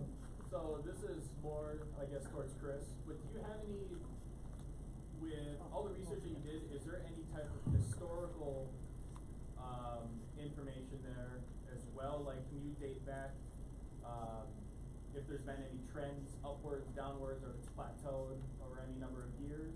Or is this just based off of, like, you know, I think 2018 is what I saw in the report? Yeah, it's a good question. So no, it wasn't a trend. And it wasn't over periods of time. It was a snapshot in time. We have more information about states over time than we do for districts and cities. But it's something that we are planning on refreshing every year though. So like this for us is a baseline to see where we're at. The baseline you set for a reason because you want communities to start telling their political people that you have to have a plan, and then year over year you expect progress, right? So this isn't just a report, it's actually a start to accountability. And what we would hope to see next year, this would be better. Or at least Minneapolis wouldn't be at the top of the list of 24 cities of having the biggest gap, right? Right. I saw a hand here. Yeah, my question is, I usually ask people, was segregation helpful to the African American families, to black folks? Was it helpful for us? Did it benefit us, right? But I'm not gonna ask you that. Today I'm gonna ask you, what does radical education look like for us? What can we do as parents, as ex-teachers who have left the system because we don't believe in it, right? I am a teacher who left MPS because I saw from inside of that system how children in special education, as well as the education system as a whole, were treated, and I could not be a part of it, right? Sorry to leave them, but I have to change the system from somewhere else, right? So what does that look like for us to go and take back our power, to take back our children, and radically educate them? Do we just pull parents together and not register them when August comes and put them somewhere to just say, wow, there are no black kids enrolling in no schools in Minneapolis? Where are the black kids? And do we just keep them home? Do we house them? I was talking to another educator here, talking about another alternative plan. Like, what does radical education look like? I think you just answered your question, because like the start of radical education, if every black person in Minnesota kept their child home until after October 15th. Yes! I like that idea. This system would change on a dime, and it wouldn't because of racism, it would be because of per pupil income. Like, that's gonna be because like power to the pension, baby. Like, let me tell you right now. So that's where radical education, that's where it starts right now. You know, if you said that and that really happened, that would be a great start. But go ahead. I do want to speak to this because I read in the paper about the projections about student loss in Minneapolis that's coming up. Well, what I really want to say is that back in, and I don't have the year exactly, but whenever the law changed where student choice came in and you know, the kids were able to go across boundaries to different school districts and the like. I happened to be working in Minneapolis just before that, not as a school teacher, but you know, doing some other kinds of work that I was doing in the community. And Minneapolis schools were strong. And so when that happened, the message that young people were getting, or families were getting, was that an education in Minneapolis was inferior. Well, now, there's something to be said for the high concentrations of children and some of the advantages that they may or may not have been getting. But I did not have a child in Minneapolis, nor do I now. But I think what I really want to say is that it's a complex problem. There's no one solution. Just like all of the feedback that we talked about related to trauma and all these other kinds of things, people look for sound bites too often instead of looking at the complexity of the problems, because integration in and of itself was not bad. I went to an integrated, our kids need to learn how to navigate the world no matter who's sitting next to them. No matter who is sitting next to them. They need to be able to walk in spaces with their head up high. And however they get that experience is important. This is a global economy. So, you know, we need to have our kids ready for a global economy. They can't, you know, I mean, and so certainly we can have that happen in black spaces, but we have to be prepared in black spaces. And we don't really command black spaces in schools, education. Maybe in the charter school movement, I'm very concerned. Every kid cannot get into a charter school. What lifted up America was kids being able to go to a free public education. I would venture that probably 90% of the people in this room went to a public school. Can I see a show of hands? Partially. Okay, Yeah, you know, well, I mean, partially or not, partially. Well, I know, but I don't want to parse on it. I mean, I really don't want to parse on it, and I understand that. We got, not to interrupt you, Mrs. Bass, we gotta make that clear to people. Because white supremacy uses that narrative as a tool to say that Brother Charvez's friendship, one of the best schools in Minnesota, shouldn't exist. No, I don't clear. feel that way.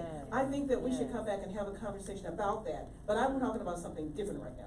What I'm saying is that we have to make sure that public schools, charter not, public schools stay strong. Now they're talking about taking the money from public schools and giving it to religious schools. Well, let me just tell you, there are schools all across this country because, you know, I know we talk a lot about Minneapolis because we live here, and I care about Minneapolis and St. Paul just like I do Robbinsdale. I really do.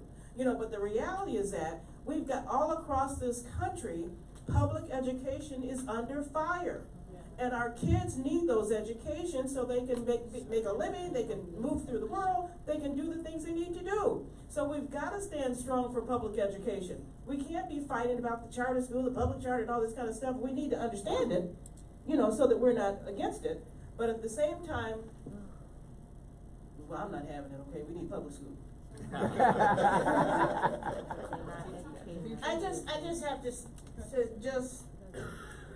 just address this. And we can just look at what Chris just showed us.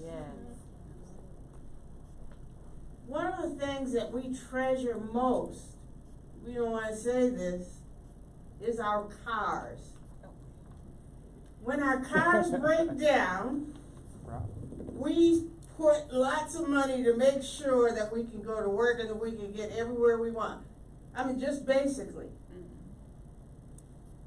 Our actions, based on what the public schools are doing, says that we care more about our cars than we do about our children. So we pay taxes. Right. And the only problem that I have with that statement, Helen, is this.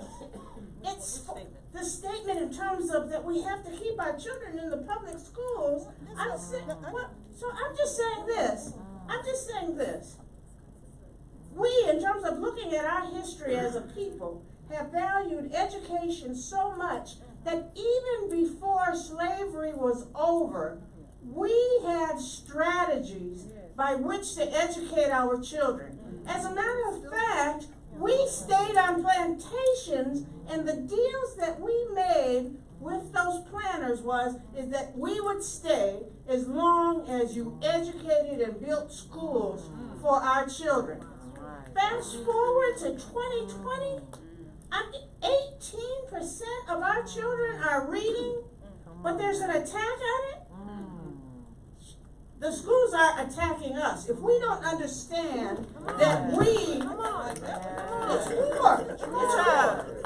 So my suggestion is that if indeed, and I'm saying this to school board members, and there's two that are right up here, then if that is the way, let us come, you show us what you're going to do in terms of assuring that our children get a quality education. It doesn't make any difference what you look like. If you're doing the same thing, we must hold you accountable in terms of making sure that all of our children learn. I want to go to the integration piece of the question, right?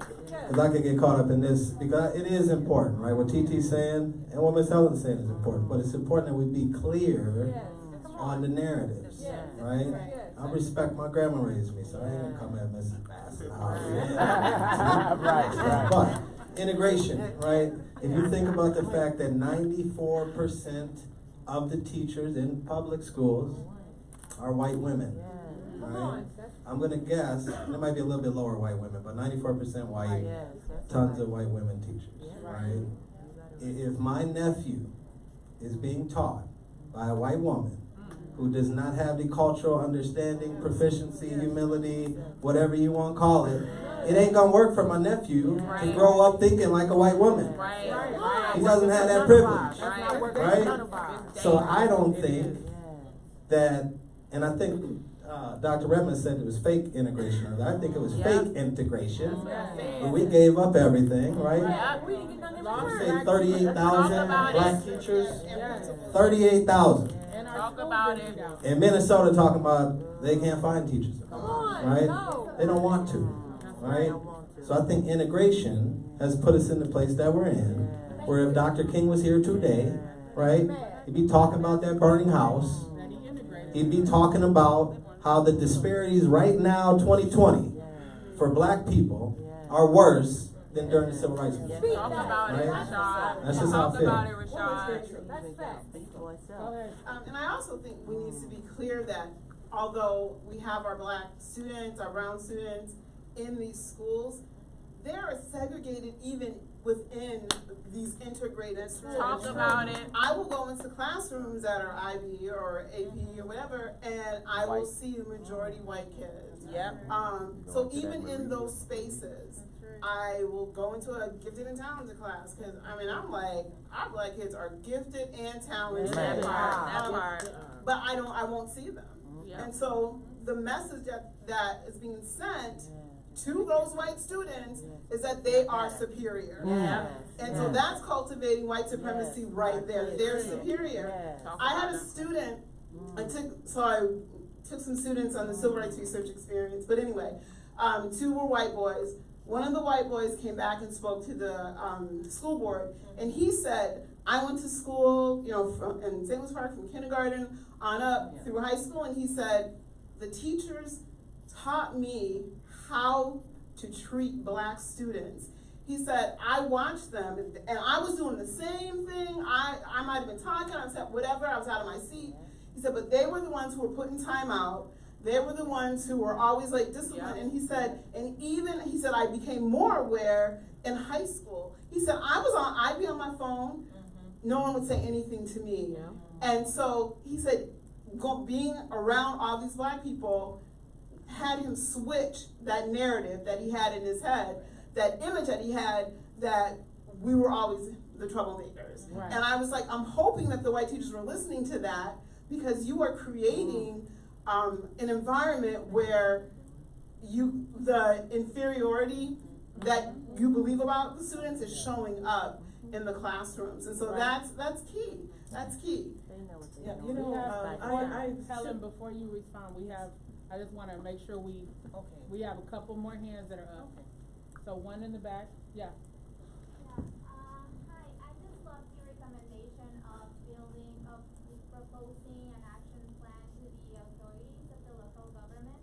But I wanted to hear more if you have specific recommendations or best practices on how to build that strength in the community, because sometimes or how can the leaders in the community can support the families who don't have the time to go to demand their rights because they're working, because they're afraid of going to any institution.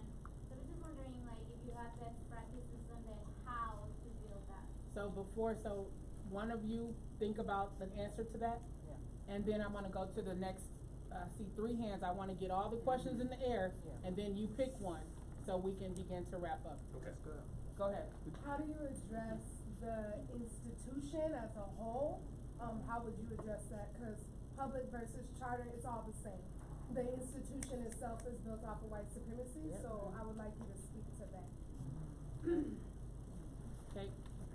So one of my mentors, Katie Sample, who is Helen's aunt, Katie, right? When she was a young woman in Rockford, Illinois, she was taught by her pastor how to create an education that was desirable for her and her black community.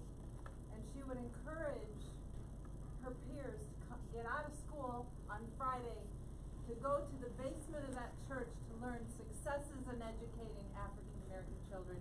As she grew up, she became one of our first African American social workers in the Minneapolis public schools. Did a research project on disparities in discipline policies, but created an organization called AAAL, African American Academy for Accelerated Learning, where she had biannual conferences for successes in educating African American children.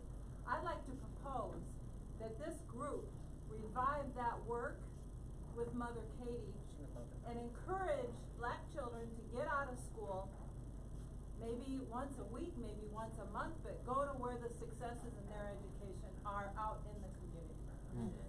Thanks for your Go ahead, one in the back, wait, before, yeah, so you guys will get a chance like popcorn. Go ahead.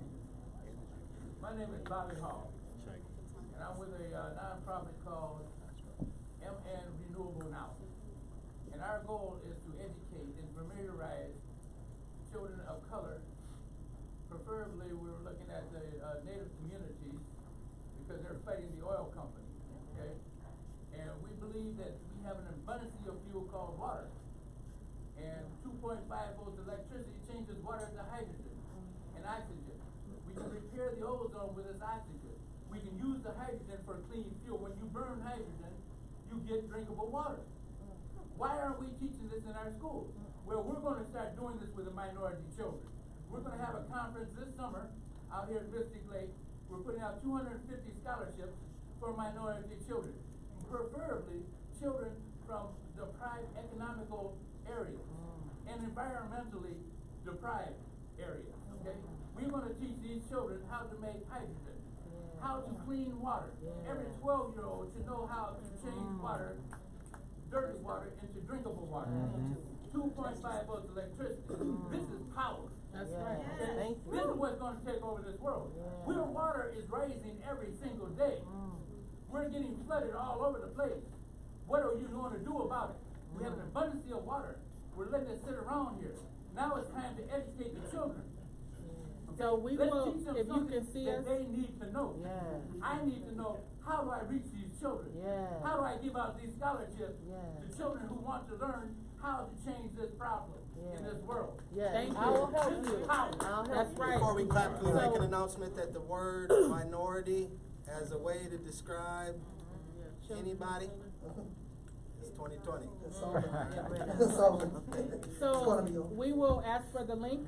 So if you see us afterwards, so we can post it on the Asada Speaks page. Anyone else who works with children, please see him if you think they would be interested in that. So we've heard our questions from the audience. I'd like for each panelist to take a question, not each, but at least one panelist take each of the questions and respond. And then we'll have just a brief 30-second wrap up. And then go. So I'm gonna tap into the what do we do with the institutions, because that's kind of my field. And, I think, you know, it's a combo of what the sister in front of her had said, and what does radical education look like? And radical education looks like, you know, taking the time to input yourselves into different situations, whether they're committees, showing up at school board meetings, organizing. You know, she was talking about how we need to get our kids out of school once a week, but you know, a lot of other communities are utilizing their Saturdays to create education for our African American kids. But most importantly, we need to really put pressure on officials to start to change the curriculum. I mean, I'm a big advocate for teaching truth in the classroom, and I think that that comes from the top down. It's a federal issue, and I could put pressure on the state to change some curriculum from where I sit. But the ultimate thing is that teachers are still stuck in their mind and they're still stuck on white supremacy. And so even if you give them a curriculum of our people, the way that they teach it is still going to oppress our people. And so what we have to do is really push it from the top, from the federal level. That's why this amendment is good to start with. And then that's why we need to add curriculum on top of that and really just start teaching truth. And a lot of districts are starting with this culturally relevant curriculum. That's an opportunity to get in there and get radical. You don't have to stay with those same so-called heroes that they want us to use as representation. We can use representation of us, you know, and then we also talked about the representation in general. I wanted to speak to that too, because that is really important. And we do have what's called a tier system in St. Paul, in Minnesota, and the testing, which they brought up, there is a clear problem bias between tier 2 and tier 3, which is what makes our teachers permanent teachers, licensed teachers in our districts. And so we really need to tap into that and look at what it is the barrier that's preventing our black teachers from getting there, because we do need representation. And I saw that with my own, I always spoke it, but I saw it with my own eyes after the election was over, and I'm walking down the hallway with my hoodie and my shoes, and I work with the kids that nobody wants to work with. I'm telling you, the kids that nobody wants to deal with, those are my babies. And they were looking at me like, wow, I could just run and be the boss of something then.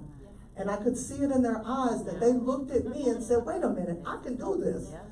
So representation is very important, and making sure that it's clear when you're having conversations with them that they too can be you. You know, don't carry yourself in a way that says, you got to do all of these things and then you might get this opportunity. No, brother, let's just get on the path and you can get there. And let's be clear about that. So, I just was gonna say, really, is what you said, because everyone can do something. Start where you are. You know, the person who talked about what can I do? I mean, every person in this room has power. And I like what TT said about, you know, taxpayers. I think you said it, but if you didn't, the fact of the matter is that people, they pay taxes. You have a perfect right to have your children educated and to go up to the building and find out why it's not being. You know, when we send our kids on the civil rights, listen to the kids too. We send them on a civil rights tour every year. So we've had 15 years we've been sending kids on the civil rights tour, and you said you went on one of them. I don't know, was it? No, yeah, I don't know. Well, the point is that it's been going on for a long time. Right. Those kids came back and they came to our school board meeting and they said, why am I in the 10th grade and I have never heard about? They demanded, that's exactly what they said. And so you have to have the resources to allow the kids to go and have those experiences. I was never more proud when they came back and they weren't playing. And you know, and we changed, it had some curriculum, you know, for them. And so when I say we, that's the board. We each are sitting up here by ourselves. If you can't persuade your colleagues, if you're not alert and you're not asking for the things that they need to have that you believe in, and the kids are asking and support it, it's not going to happen. I think work where you are. You know, Kate talked about Katie's sample.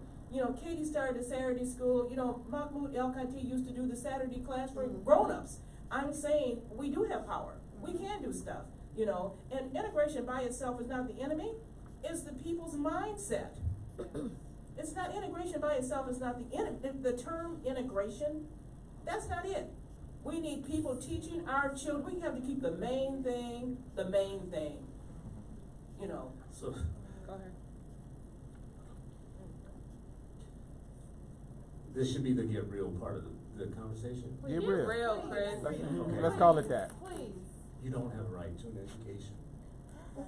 You have a baby and a child, and the entire system is rigged against the black brain, the black mind. Right. The entire system, by design. By design. And the system will have you start working for it and put you into categories of make work, make work. And the only thing that will come of that is the stability will be in the inequity of the system, not in the learning of your child. Come on. Right? So we need to start with real talk from day one when you have a baby and you're looking at the face of the baby and you fall in love with that child or whatnot. That's not followed with reality that the entire world is going to be a problem for you if you don't have eyes wide open. This isn't your system. I'm not gonna preach to you about it needing to be defended or supported, because it wasn't for you, about you, designed for you. If you've seen the numbers, you know what the outcomes look like, you know whatever. The biggest trick in American education is not telling you the truth. And I'm gonna tell you the truth right now. I say it everywhere I go, and people think this is negative.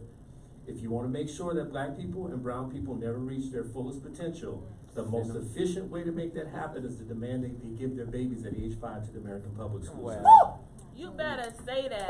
Amen. So it's efficient. It works so well. We keep pretending like we need to reform it. No. Like it needs to be changed or tweaked, as if it's not working. It is working.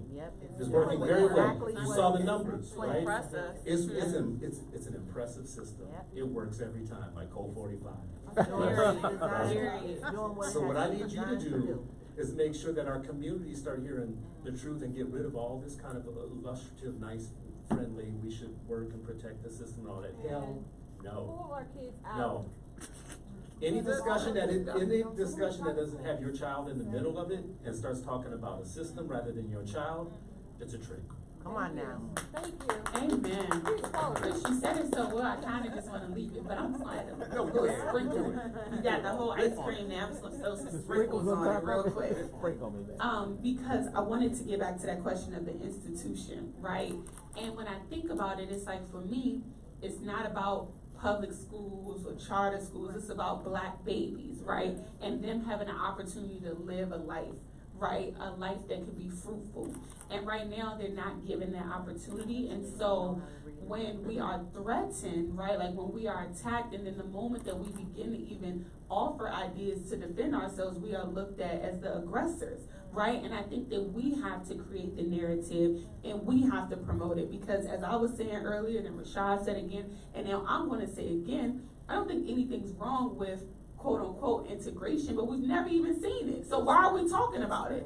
Integration is not shipping a couple black kids to go to school with white people. It's not getting rid of all black teachers and pushing predominantly white women in the inner city school systems and completely taking away any control that we had of the public education system. That's not integration. And so I don't want to keep talking about integration because I don't even know what it looks like, because I don't think we've ever seen it in America. But what I do love to talk about is black people, we know what to do, right? When it was against the law for black people to even be able to read and write, right? We knew what to do. So we have to stop acting like we don't know what to do. I think we know what to do. Sometimes we're just afraid. And you know, in the movie Harriet Tubman, the Pastor Green said, fear is your enemy, right? You got to keep running, keep going, don't stop. And that's just what I encourage us to do, is to start getting organized and to start pushing forward the solutions that we already know. And like Chris said, stop lying. Amen. Thank you. You got a podcast you want to talk about? And then Charvez. Amen. Thank you. Dr. Charvez, wrap us up. Yes, everyone. So for those of you who don't know, I started this campaign called Don't Complain, Activate. And the idea is that you don't have to be President Barack Obama or Beyonce Knowles Carter in order to activate your community. You could be a teacher, you could be a mom or a dad, you could be an activist, you could be an artist, you could be a lawyer. There's so many ways. And so Dr. Betty Shabazz said, find the good and praise it. And so with the Don't Complain, Activate podcast, that's exactly what we're doing. On Monday at 7 p.m. at Sammy's Avenue Eatery, number 2, not Broadway, but in Northeast Minneapolis, we're going to be hosting the first annual, well, we're going to be doing it on a monthly basis, but this is the first monthly podcast that we'll be hosting at 7 p.m. on Monday at Sammy's Avenue Eatery with me as the host, and I'll be interviewing a group of young people, young black people from North Minneapolis who are artists, and then every month it will be different people, different activators in the community. So I encourage you all to come out. Thank you. Dr. Stevens, and then we'll have Dr. Charvez close us out. Okay, quickly. As a public school teacher, I homeschooled my black son. I would have homeschooled him K through 8 had I known that, but I homeschooled him for 3rd grade and junior high because I felt like they were trying to destroy him. Yeah, and that's a real thing. Number 2, there's a lot of money that is made off the backs of our black and brown students.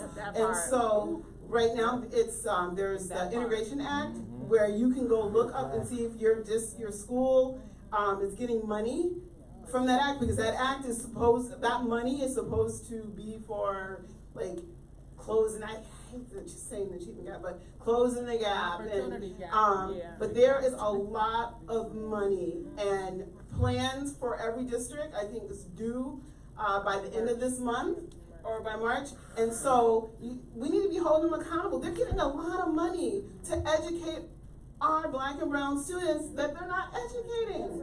That we're not educating. I'm gonna say we, because I'm in it. And so that they need to be held accountable for that. It's a lot. I'm telling you, it's a lot of money. I know Minneapolis getting a whole bunch of money. St. Louis Park getting a lot of money. I know they getting a whole bunch. What's the name of it? It's Achievement and Integration. Yeah, achievement and integration. Dr. Charvez, close us out. It's been a lot of great things said tonight, so I appreciate even being in y'all presence, and thank you for your attendance tonight, and thank y'all for putting this on. And what I would say to wrap it up is start from where you are. Yeah. By seeing yourself as great, seeing your community as great, Exactly. and then we'll see our kids as great, and then we'll start holding ourselves more accountable, our community more accountable, and our schools more accountable. Absolutely. Yeah. Work with what you have.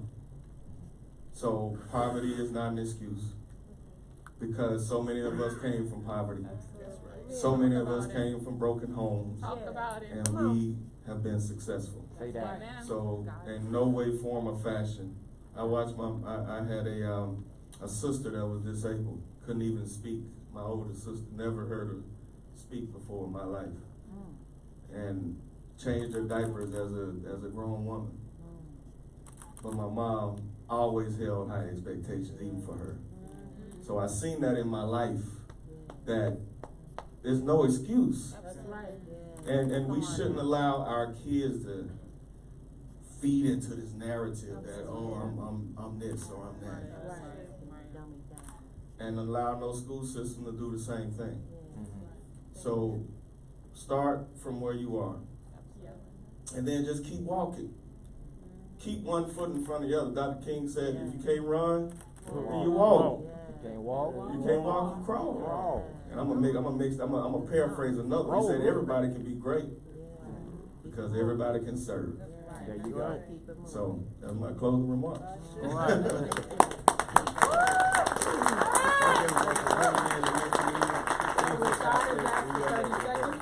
And then we're gonna thank our panel, and Chauntyll's gonna have us close out with the Asada Speaks chant, and then everybody can get home. I just want to do a shameless plug, because everybody's talking about what can we do.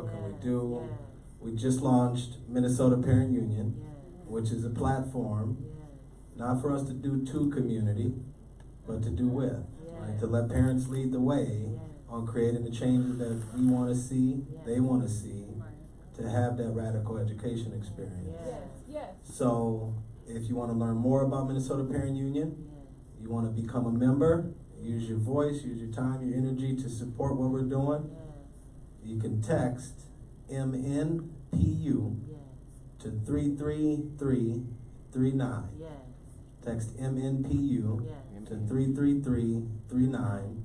You get a link to your phone, you'll be able to sign up, get information, and join this movement, right? It's gonna be bold, it's gonna tell the truth, and we need everybody to be a part of it so we can change this.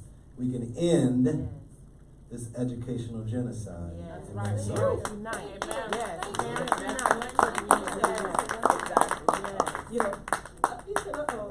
I just want to say one thing. You know what?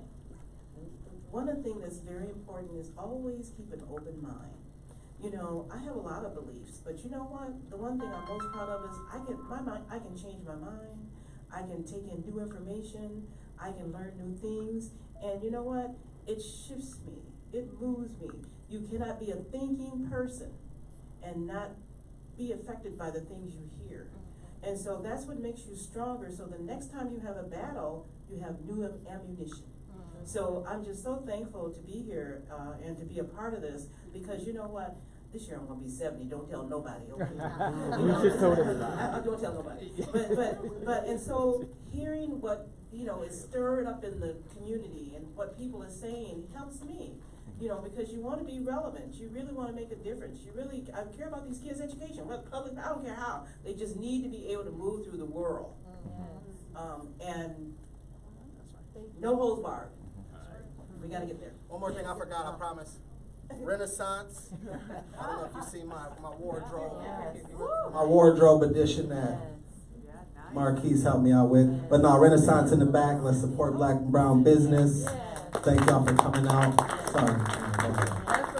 Not a problem. Thank you, brother, for giving me that plug.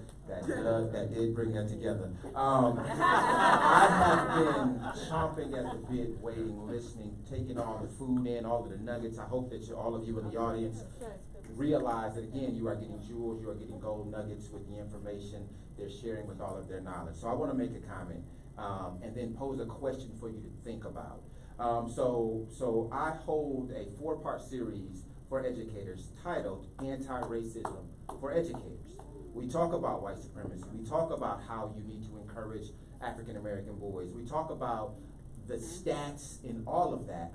And that's what I want to hone in on, the stats. There was a stat, Rashad, that you said. I love how you turned it around and made it hit different when you turned it around. You said 1 in 4 students can read, right? But then when you flipped that and you said, let me flip it. 4 out of 5 students cannot read. I mean, that stat is horrifying, right? And there are a ton of other stats, right, that we have known for over 5 decades that are out there. And at the same time, we know that there are programs and systems that have been implemented that work, right? Titilayo Bediako. You were in the schools, you started a program, and then it was working, and they defunded it. So you stepped out and started We-Win Institute. Charvez, you're doing great things over at Friendship Academy. You said Blue Ribbon Award. They're doing things over at Harvest Prep. All of you talked about the great things that you were doing. So my question for the audience, I believe you all know the answer, and I asked this question in my workshop. So we know these stats. We have programs, evidence-based programs that work. Why are we still talking about those stats? Why aren't those programs implemented? Here's the question that I always ask when I look at things like that. Who benefits from the things remaining the same? That's it right there. Because we know what works, but we're not implementing. That's right. So who benefits from the system, African American students and other students of color, being at the bottom and white students being at the top? That's what I want to close with. Thank you. Let's give our panel a rousing round of applause. You guys did an incredible job. Thank you so much. Can everyone please stand? Please stand up, y'all. Chauntyll, take it away. Woo! That was powerful, y'all. Yeah. All right, so let's take a deep breath, bring it in, center ourselves right quick. And then just repeat after me. We're going to do it 3 times, all right? You ready? Yes. Hold hands, brother. Hold hands. Hold hands, man. Sean always in a loving mood. All right, y'all. So we have a duty to fight for our freedom. We have a duty to fight for our freedom. We have a duty to win. We have a duty to win. We must love and support one another. We must love and support one another. Because we have nothing to lose but our chains. Because we have nothing to lose but our chains. Bring it up a little bit. We have a duty to fight for our freedom. We have a duty to fight for our freedom. We have a duty to win. We have a duty to win. We must love and support one another. We must love and support one another. Because we have nothing to lose but our chains. We have nothing to lose but our chains. We have a duty to fight for our freedom. We have a duty to fight for our freedom. We have a duty to win. We have a duty to win. We must love and support one another. We must love and support one another. Because we have nothing to lose but our chains. We have nothing to lose but our chains. We have nothing to lose but our chains. We have nothing to lose but our chains. We have nothing to lose but our chains. We have nothing to lose but our chains. All power to the people, y'all. All power to the people. Woo!